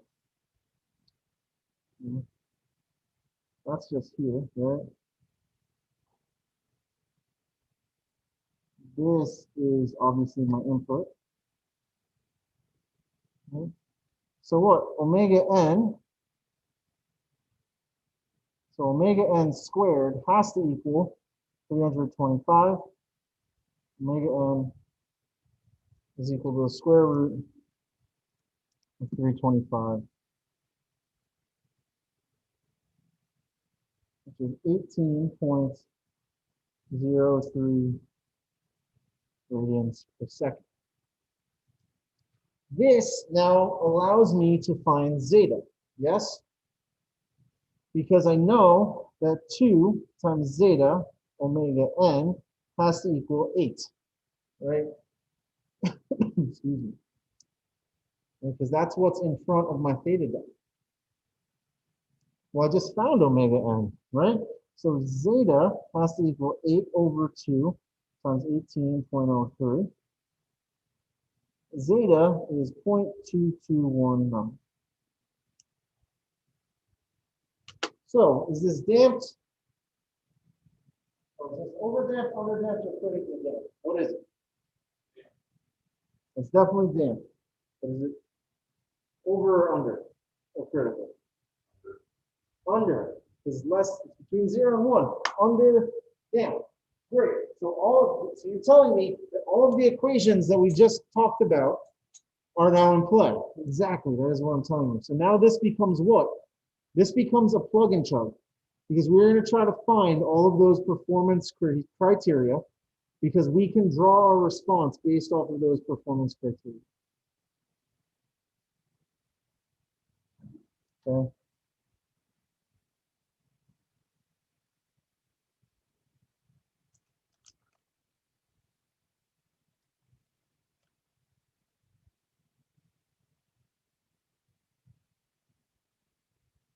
Okay.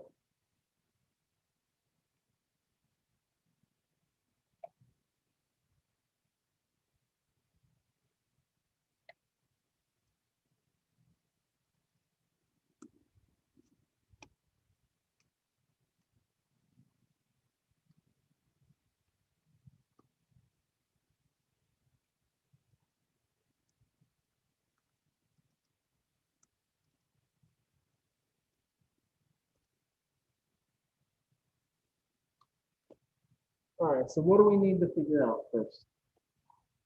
First thing I'm going to do is I'm going to find my steady state response. How do we find steady state? Well, this is a step input, right? This is a step input.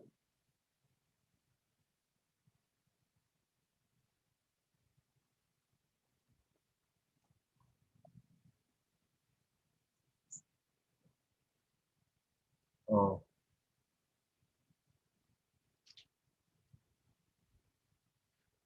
Right, what do we know? Well, we know that we had 12.5 times u of t, right? So, all right, let's write down our equation. Well, how do I get there? How do I get there? Theta double dot plus 8 theta dot plus 325 theta is equal to 12.5 u of t, right? That's what we found. Turns out that at steady state, right, my derivatives go to 0, right, because nothing's changing with time. So theta is equal to 12.5 over 325. What's u of t? Well, I mean, that's a step. That's the unit step, right? So that's just 1.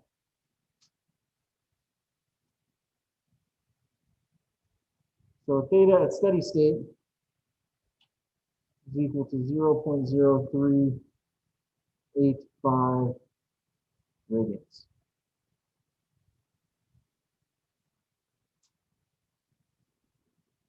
And now we can start picking out our other portions of our response, right? So Tp is equal to pi over omega n square root of 1 minus zeta squared, right?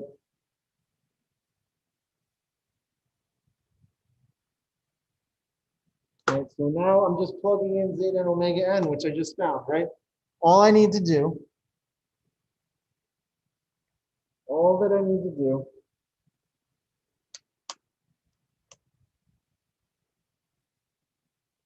is literally go through all of these equations that we just developed in the last few slides.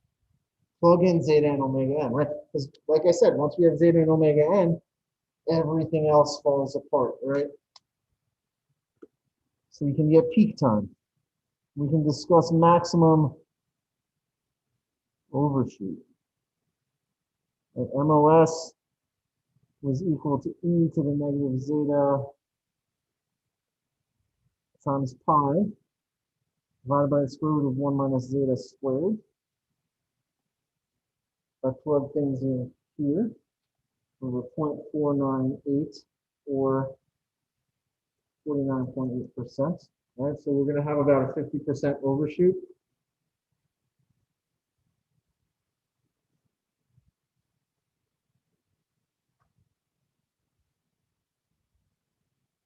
I need the settling time.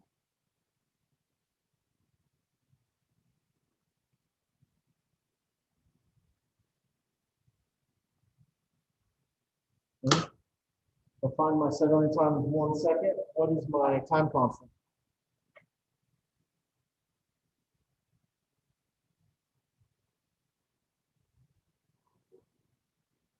Yeah, 1/4, or as some people like to call that,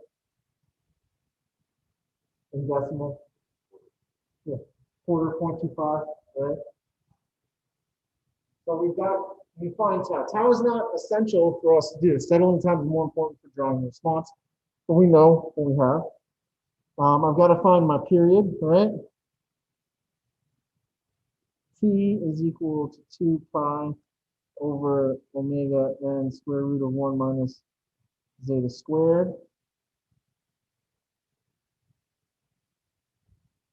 Right, so I'm going to have peak to peak times of 0.3574 seconds.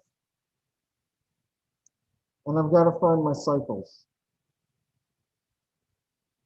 How many peaks am I going to have?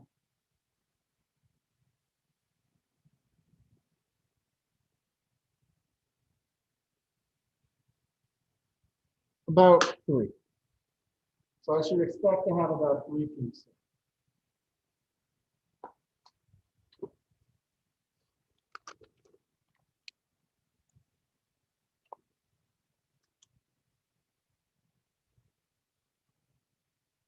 And that's everything that we really need to do this. We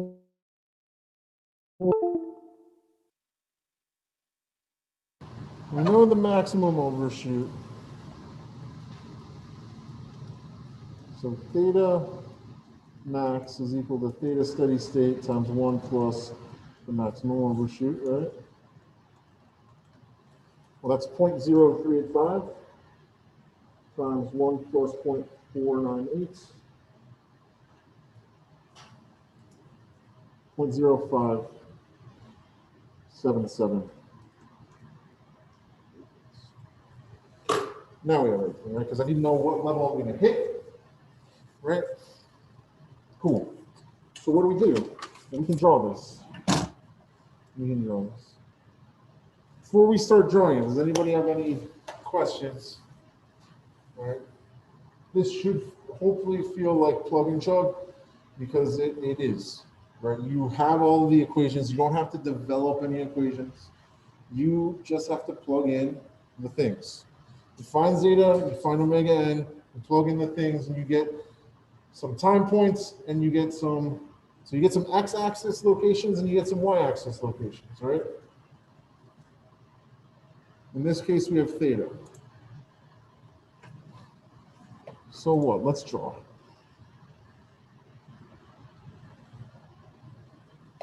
I'm going to have my time in seconds. I'm going to have theta on the y-axis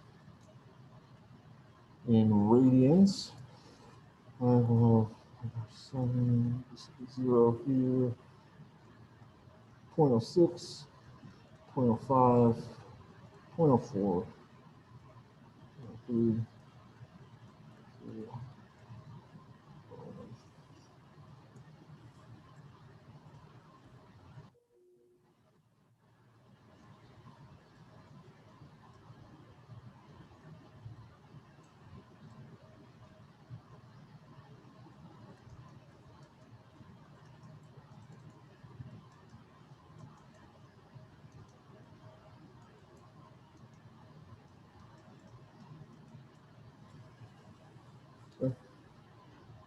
arbitrarily picked. You want to have enough so that you hit your steady state time, but not so many that you're drawing it further.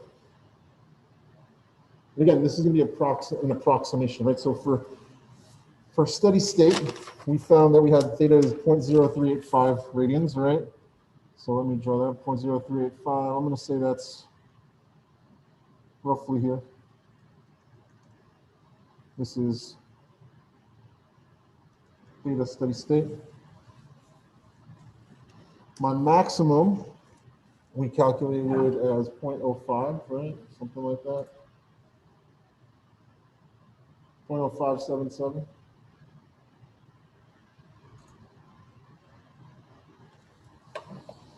So somewhere about here. Theta max. Our time to peak was 0.1 something, so I'm going to put that on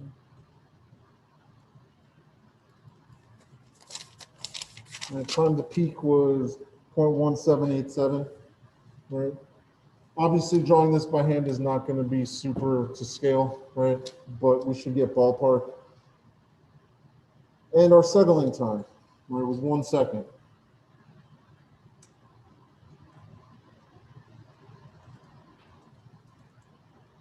T sub s.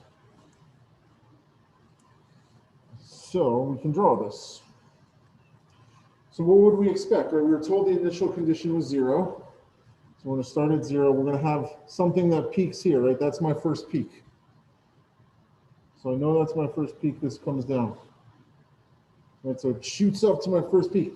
I've overshot my steady state response. So what's going to happen? Now I'm going to dip below it. By how much? It's a great question. Estimate. You want us to look like it gets to steady state here, right? And steady state is really a 2% band around steady state. Right? But remember, we're doing an approximation. So now what happens? Well, now this is going to drop, right? But when's it going to peak again? When's it going to peak? General rule of thumb, use the same slope going down as you had coming up, right? We know when it's going to turn around. Why? Because we know the cycles and we know the period, right? So in half of my period, right? So if I have this here to here, half of this should be when I turn back around, right? Because that's peak to peak time.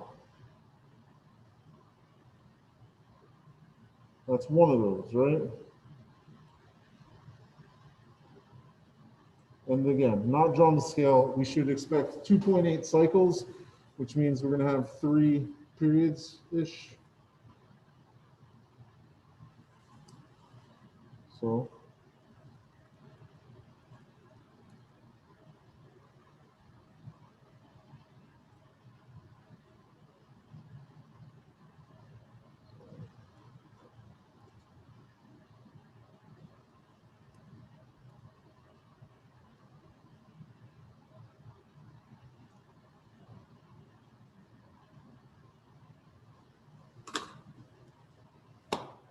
roughly. It's not great, it's not perfect. Are you going to be able to pick off system parameters from this? Likely not. Then why do we even bother drawing it? Well, there's 2 reasons. First of all, if you're going to use MATLAB to do this, you want to make sure you understand what the response should look like. Second, of MATLAB. There does exist certain conditions, you know, when the moon is right and different planets align where MATLAB does not function, right? So if you don't have access to a program and you really just need a quick and dirty analysis for what the system response looks like, you can do this, right? You're gonna find the same thing out when we get the Bodie plots, so I'll spoil it now. You're not gonna be able to pick off anything meaningful from a Bodie plot unless you've drawn it perfectly to scale. Anytime that you're asked to do such an analysis, you need to do it. You would likely do it using MATLAB or some other program, and that's fine. Yeah, Danny. So, well, I'm sorry. A lot of these numerical values are very useful intuitively, though, for you to get an idea of Exactly, yes. As Danny said, a lot of these are, the values numerically are important because they give us a gut feeling for how the system should behave, right? Which is the point. This is again, you're not going to base any high level analysis off of this, right? But it gets you a good idea of what your parameters are, and more importantly, how changing parameters will affect your system response, right? Because I believe I used this example in this class before, but what if the spring you're using is no longer being manufactured and you can't get any more at that specific spring constant? What do? Well, you should probably check to see if you're changing the spring constant affects your system that much, right? And you can do that here. So basically, if you're posed with a problem like this, right, and you can check it on MATLAB, and we'll do that later. I'm not going to do that today because MATLAB doesn't work on this computer, and that's super helpful. I'm working on it. But we can check this with MATLAB if we want to. What I'll do for next class is I'll prep it and I'll check it. Yeah. Got slightly different values. Did you round like 1 and 1/4? Yes. Yeah. The question was, Danny got slightly different values. I truncated when I was doing my frequency. That's probably why.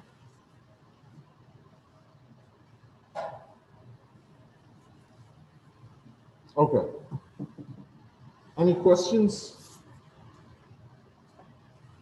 No? This is important, and we're going to go over next week another way that we can analyze or use these that I think is even more important, right? How do we do this problem but in reverse? How do we start with the diagram and get the system parameters, right? That's a fun problem. How do we do this in reverse, which is where we're going. Okay.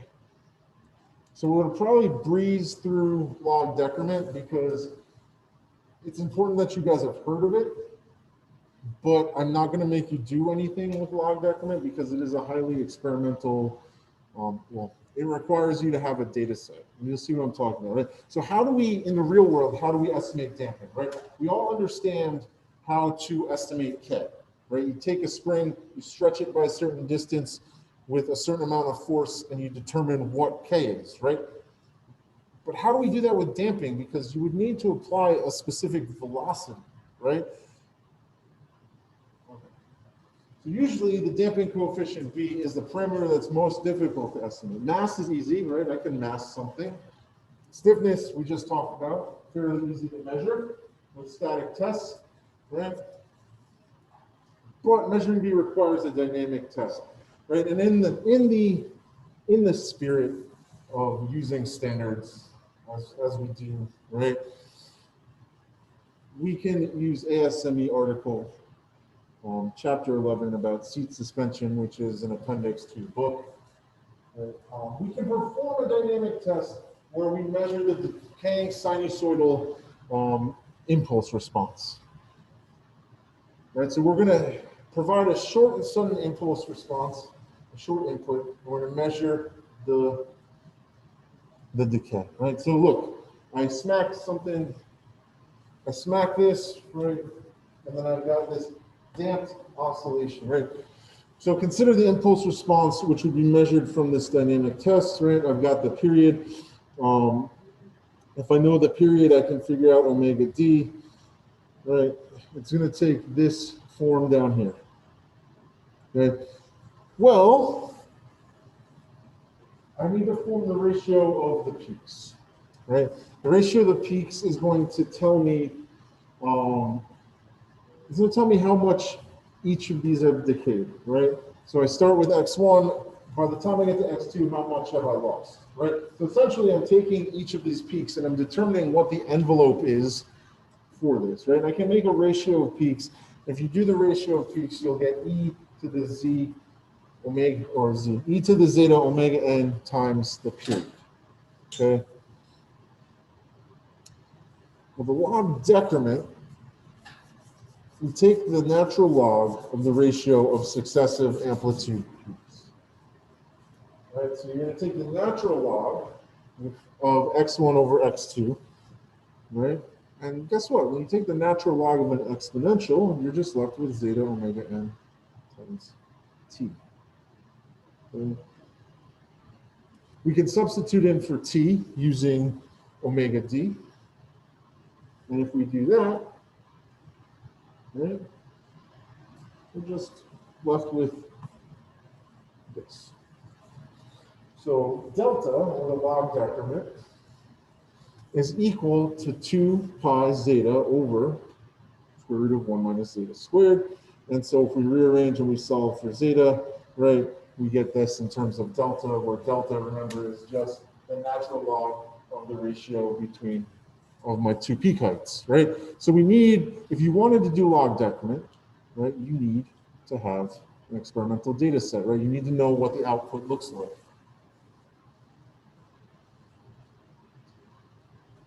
You can do this for as many cycles as you have, right? So you can do this all the way out to the nth cycle, right? And so therefore, for n cycles, we get 1 over n, natural log of x, 1 over x, n plus 1. Right? And then we just use our zeta equation here, but with this delta. Right? I'm going to guarantee you that I'm not going to make you guys do this at all. But it's important for you to understand where these damping values come from. Right? It's important to understand where the damping values come from and how we find them in practice. Right? Because it's an easy thing to mask something. It's an easy thing to find the spring constant or the stiffness. It's a little bit more involved for us to find damping. Okay.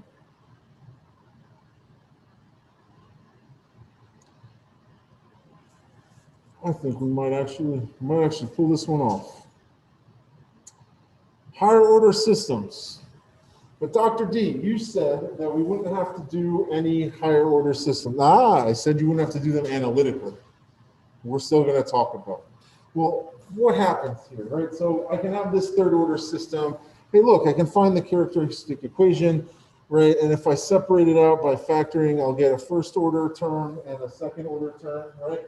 So there's 3 roots here that I can solve for. So from the homogeneous solution, we'll have some exponential due to the real root and some sinusoid due to the complex conjugate, right? Now notice they're all negative in the real part. So that's good for us because that means that they're going to be stable.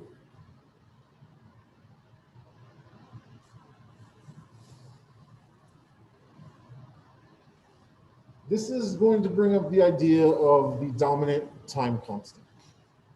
So the slowest root here is the one with the larger time constant. What are my time constants here?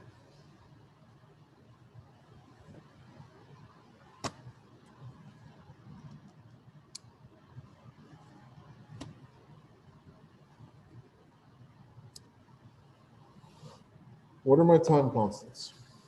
What's the time constant for that first exponential? How do I get this first exponential to be e to the minus 1? What would t have to be? 2 seconds. What's the time constant for e to the minus t?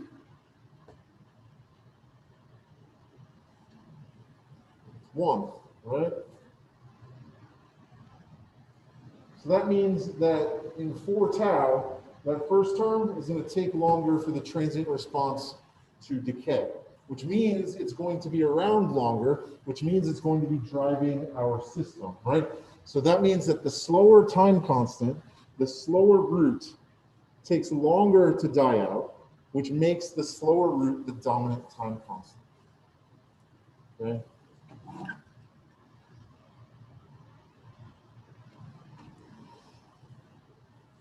Turns out that any higher order system can always be broken down into first and second order terms, including roots at r equals 0 and on the imaginary axis, right? There's no such thing as a third order response. It's just a second order response and a first order response added together.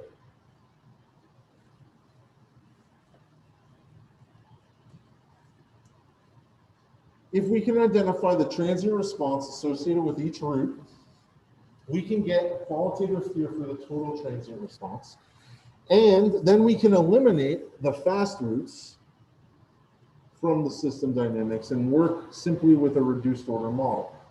So for that third order system, we are going to get rid of the second order term, right? We're going to get rid of the second order term. And we're going to treat it like a first order model because that's where the dominant time constant is.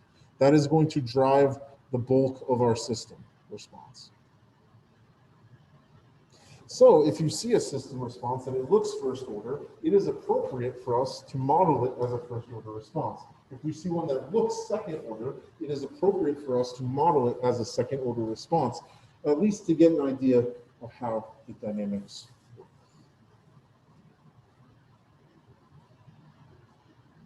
Okay. The idea of the dominant time constant is a big one because it is going to allow us, especially in higher order systems, it's going to allow us to make a lot of simplifications. Questions on higher order systems? So once again, right, find the roots. Find the roots, right? You find the dominant time constant, just ignore the rest of it, right? Just ignore the rest of it. This is going to bring us to state space representation and eigenvalues. All right, so remember, state space vector matrix equation, right, where we've got x dot is equal to ax plus b u as my state equation, not y dots, just y, just regular y. And y is equal to c x plus d u as my output equation, right? Output equation is user defined. We can pick whatever outputs we want. If you're told to use a specific output or you're told that you're measuring something, you should probably use that output. All right, so if we follow our previous methods for solving ODEs, right, we can solve a system of first order ordinary differential equations, right, for determining our system response. Right, the time derivative of the assumed solution here is x dot of t is equal to lambda ce to the lambda t, right? We can do some linear algebra. I'm not going to go into the specifics of this. I'm not going to expect you guys to do linear algebra. This is a whole class, right? This would be a whole topic in a class. It's how to do eigenvalues and eigenvectors. I understand that this looks foreign and that you're not going to maybe get what's going on here, but there's a point that I'm going to make in a second, I promise. So if you feel lost, I apologize. But this is necessary considering that we are talking about state space representations, right? And that is a vector matrix equation. So bottom line is that we can solve this equation, right? And in the same way as before, when we had our e to the t could not be equal to 0, we can remove the ce to the t and say that the rest of it has to be equal to 0. And if we're solving this, we need the determinants, right? So we can take the determinant, set it equal to 0, and we solve for lambda. Okay. The n values of lambda that satisfy the determinant are called the eigenvalues of the matrix A. Eigenvalues provide information about the natural or the free response in the same way that the characteristic roots or the poles of a system do. So the punchline, right, is that the eigenvalues are the roots of the characteristic equation, which are the poles of my transfer function. So if a CISO system is represented by an IO equation, it is easy to compute the characteristic equation and solve for the n characteristic roots. Or if you've got your state space equation, if you've got your state matrix, your A matrix, and you have MATLAB, you can use the command EIG of A to return the eigenvalues of A, which will give you the roots. Okay, so if you're asked for the eigenvalues, you're really being asked for the roots, right? If you're asked for the poles, you're being asked for the roots. Okay, so again, the roots are important, right? They keep coming up. The roots are important, they keep coming up. All right, do you guys have any questions on this?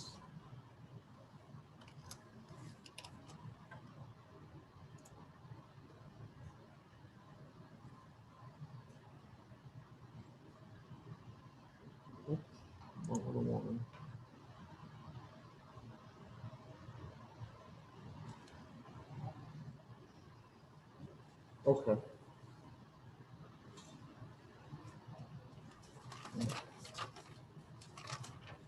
That's where'd it go?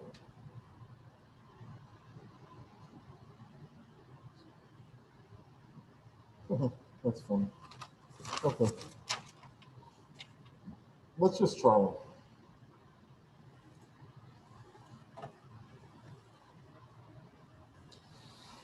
Determine the characteristic roots, the poles of the transfer function, and the eigenvalues of the system.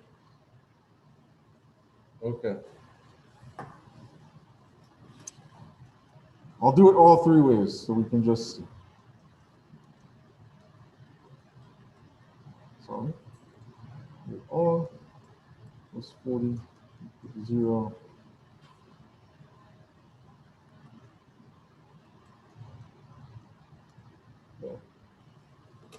So you find the characteristic equation, you run it through the quadratic formula, or you solve it on your calculator or whatever you like, and you get the roots are negative. Sorry, that should be -2.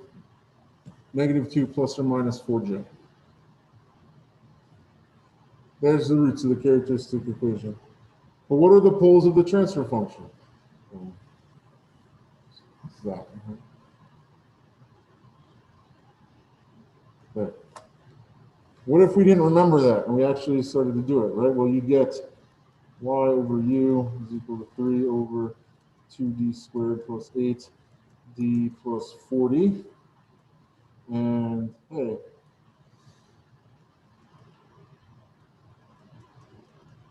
that's what you would get. What about the eigenvalue? Well, the eigenvalue is going to require us to put this in state space, right, to find out what A is.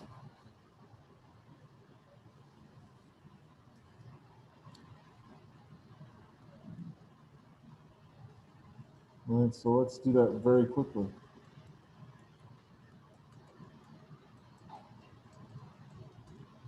Okay.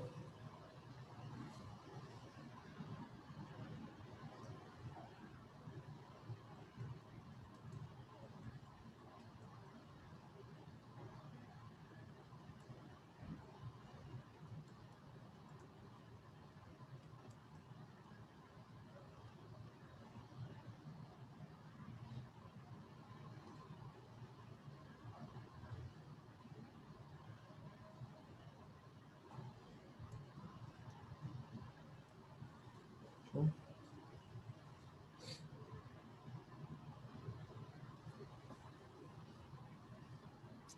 Sorry, that's not a U. That should be X1. Dr. D, what you doing? Okay. Well, if I set up my state space equation,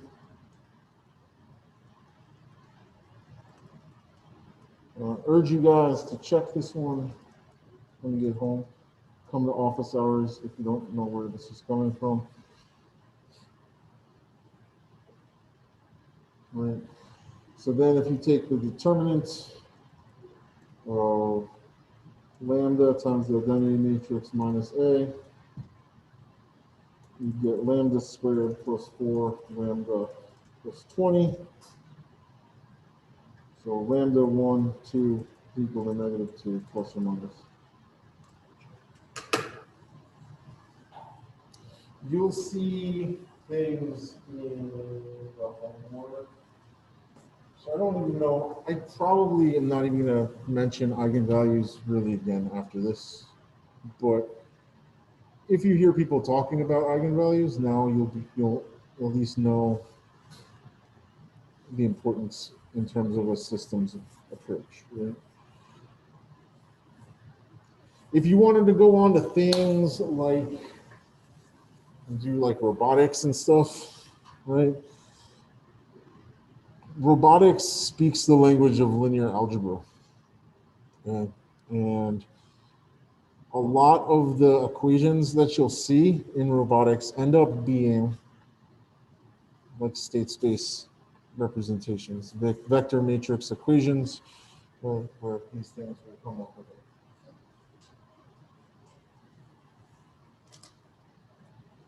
I think let's see. I don't think what we have time for.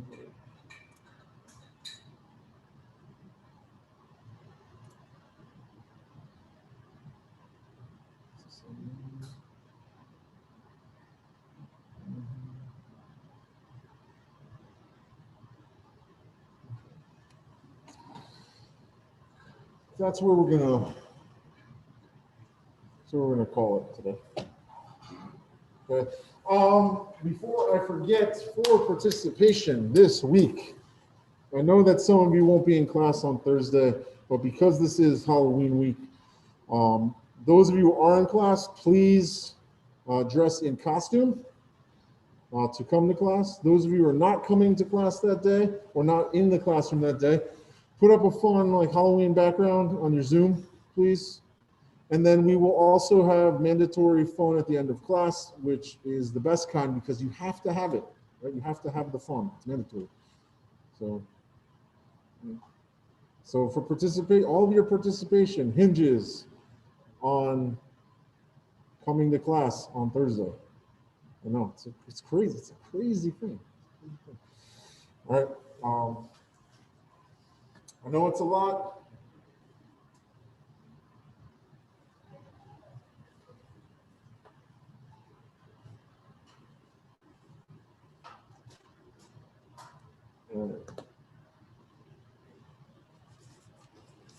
I've got office hours from 3 to 5 today. Give me a couple minutes to get in after my next class. Let's